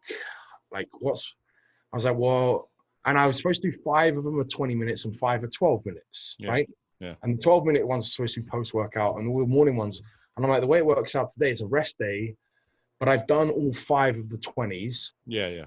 So I'm like, well, I said, I could just do the 12-minute one because that's the 10th session. Yeah. And I was like, fuck it, that's what I'm going to do. I'm just going to, because I couldn't get myself. I got on the bike, I got to 10 minutes, Denise came out to the back porch, and she was like, oh, you're nearly done. I was like, no, fuck off, I'm doing 20. Go away. You just have to start. You just have to doing it. Yeah. But it's never easy, right? It hurts for all of us. We all have to have that. Of course I want to stay in fucking bed. Of course I don't want to go do cardio. Of course I want to. It's crazy. I don't know why people think we're any different. I wake up in the morning, I check my phone. Oh, it's 7 a.m. Got to get up and do cardio. There's definitely half of my body that's like, I could use another hour or 2 of sleep. Yeah. I just get up anyway. It's like, I don't know what the fuck this whole motivation thing is about. It's not. It's. Right. I like how Amph Bales is one of the realest bodybuilders I know. And he's like always been the person to say motivation disappears, discipline remains. Yeah. And that's all it is. Like, I've said it many times. fuck, that's all it is. Like, you just do it because you know that doing it is the only way to get it fucking done. Yeah. Like, there's no science to it. There's no fucking magic. We don't have to go in the gym and pray and talk before we start. There's none of this fucking hyping ourselves up. I don't even, like, again, it's like when people say they get angry in the gym. It's another thing that I find funny. I don't get fuck all in the gym. I just fucking lift. I do that sometimes. Yeah. But I do it on purpose. I do it on purpose. Have you ever, you know, I don't know if you watch fighting, James, but, you know, me and Ben watch UFC. But, you know, there's some athletes. It's not even just UFC. Even if, like, if you look at Michael Jordan or Larry Bird. Yeah. These guys need to have a nemesis. They need to have animosity. They need to create an enemy so it charges them up to do more than they normally would. Yeah. I don't have to necessarily pick a person, but I always think about something. Oh, you know, I always think about something like I could have done better at this show, or I should have done better at this show, and it'll spark more. I'll get more out of my workout. Yeah. Like, I don't know. I don't think there's anything wrong with that though. I'm good when no. I'm good when I'm happy. I tell you, if I'm happy, or if I'm in a good place and I'm like feeling good rather than angry. If I'm angry, I tend to burn up a lot of energy on anger. But I think angry is the wrong word for it. I'm not angry. I'm happy when I'm at the gym, but there's an aggressive, I have to have an aggressive thought to go further. Yes, yeah, I do. Yeah, Ben, I'm like you. Like, I bet your biggest squats are when you're just pretty fucking chill. Yeah. My biggest squats are when I'm like, look at the bar and I'm excited and I'm happy and I'm smiling. I'm like, I could be listening to fucking Take That or Spice Girls. I don't give a shit. Well, that's why I did a post when I was squatting the other day, and I put Christina Aguilera on, right? And I was like, it doesn't always have to be, because everyone got into that whole like, yeah, you have to listen to death metal. I'm like, I get it. I'm not saying they don't, and I do go for phases. Yeah. Sometimes I'm out there on my own, and I put a little Christina Aguilera on, and I get this little happy feeling, and I go a little bit, you know what I mean? A little bit. Yeah, that. And I tell you what, I lift weights, and sometimes I'll pick a weight up, and it'll feel like nothing in my hand. You know, I'll put it on my back, and I'll be like, oh, I don't want you guys to get the wrong idea. It's not. No, we know you're not angry. We know anger would imply a bad mood, right? I'm extremely happy to be there. I'm happy to be in the gym. I purposely create those feelings. Yeah. I just like to feel aggressive and intense when I'm training. I can't, it's hostile, right? It's like, that's like why it's called what you need to be that way. Otherwise your products mean nothing. Yeah, hang on. It's all a facade. No, but in all honesty, it's like, I don't feel like it's fun training if I'm too happy, if that makes sense. I need to feel some type of charge from it. Yeah, but don't you get a charge? I get a charge from putting the weight down and going, fuck me, I just lifted that shit. Yeah. Yeah, well, but I'm not in there breaking records like you guys. That might be why. Again, this is just on an understand, because you're not going in there to like do PBs and PRs. No, but even when I was healthy and I was lifting heavier, I never, my biggest squat is like 5.5 plates. Yeah. But that's not like, lifting big weights to me is fun. Yeah. But I feel like being a little bit crazy in my own head is more fun. It's almost like a therapy session for me. But then again, Fouad, you're telling me Ben ain't crazy listening to Christina Aguilera squatting 600 pounds, 700 pounds. No, like, but I mean, like, it's crazy. It's a different crazy. I mean, like, if you have like a lot of aggression throughout the day or stress throughout the day, it's almost like I like to bottle it all up. Yeah. And I fucking go to the gym and I go fucking crazy. And when I leave the gym, I have this like calm, cool release feeling. Yeah. That's cool. What if you don't have any daily aggression like that? Because I found that lately in life, I've had hardly any. No, but I create it. Yeah. I create it. Like not like I don't get in a fight with my wife and then go to the gym pissed off. I mean, like that's what I said. Like when I get to the gym, I'm like, I'll think of like, oh man, you sucked at your last show. And I'll think about that and it'll fire me up and it makes me want to do more. Maybe I need a bit more of that. I don't think you need a bit more of anything. I think everybody's just different. Me and Luca had this discussion before, and then I asked people in the comments section, I'm like, comment like how you feel when you train. And half the people were like, I like being calm and happy, and half the people were like, I like being intense and fucking aggressive. Yeah. So I think it's everybody just has their own way. I'd say one of the things for me, and especially training on my own, and especially when I'm going out and squatting and I'm asking a lot of myself, I can't have too much of that. So having a different vibe lessens the pressure on myself. You mean like when you're more calm, there's no pressure? Yeah. Because I'll go to bed. I'll go to bed. Squat day was Sunday, so Saturday night I'm going to bed thinking 6 to 8, 6.5. Okay, what am I going to do tomorrow? I want to do this. I want to do that, and then I'm going to get into it. Like I'm thinking about it the day before, leading into it, right? Or all week. Yeah, I do that too. Well, when I walk in there, if I'm not careful with my energy, I'll burn the fuck out on that aggression, on that everything's on here. I put so much pressure on it now. I have to have something to level me. Yeah. Because if I don't, I'll pull that bar off and I'll go, and it's too much. Yeah. And I go to the event. Maybe that's why I get hurt. I mean, maybe there's a mental aspect to why people get hurt. I mean, look, I don't know. It's just the way I've always trained. It's what I love about bodybuilding, because I've said this before, no matter how fucked up my day is, I can go to the gym and release all that tension in an hour, and then my day is amazing afterwards. Yeah, true. So it's just, for me, but that's just the common ground. That's something I think we all get. I think that's something, no matter how we enter the gym, we all leave the gym feeling the same. You mean that release, like that calm, you accomplished something. Yeah, definitely. That's what I mean. I've learned that if I level myself off and I hit a good squat, I get that calmness and that achievement for the feeling, right? Like James said, you get that I think that's where we're different, is I'm not getting it from the number. Yeah. I'm getting it from the feeling. If I feel like I had a good workout, if last leg workout, I threw up. I made myself throw up. You loved it. It was amazing. I was like, this is glorious. I'm fucking puking all over the place. But it's like, when you're done, you feel this feeling of calm and release, and you kind of rewarded yourself by achieving something. Well, maybe James and I will be the same in 20 years' time as well. I don't know. No, I've always been like this. In 20 years' time, go fuck yourself. No, since day one, it's always been pent up. It's like this. Look, you've seen some fighters, right? Yeah. If you look at Jorge Masvidal, comes out to the ring, very calm, very collected, and he goes in. Even when he's in the ring, he's very calm. But then look at Mike Tyson. Mike Tyson would walk to the ring like a fucking lion. Yeah. He's fired up and ready to kill something. Yeah, but then everybody has a process, right? Yeah, everybody has a different way. My coping mechanism for pain or stressful environment is to make a joke out of it. Yeah, right. Mine is to go fucking headfirst into it. Yeah. So everybody has a different process for getting to the end result. All right. Yeah. So that paints a very clear picture that it's all about our own ways of adaptation. Yeah, of course.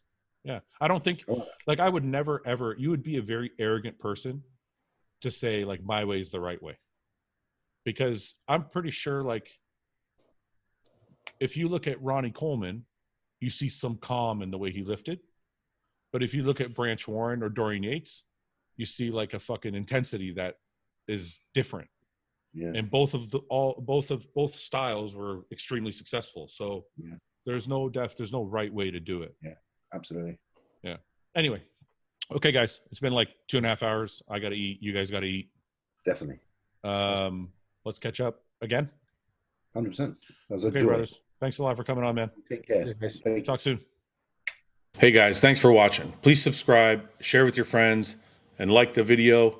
And if you get a chance, check out the description for all the different links to all the different places you can find Hostile and myself. And lastly, check out hostile.com for our new line of supplements and all of our apparel and gear. Thanks again for watching.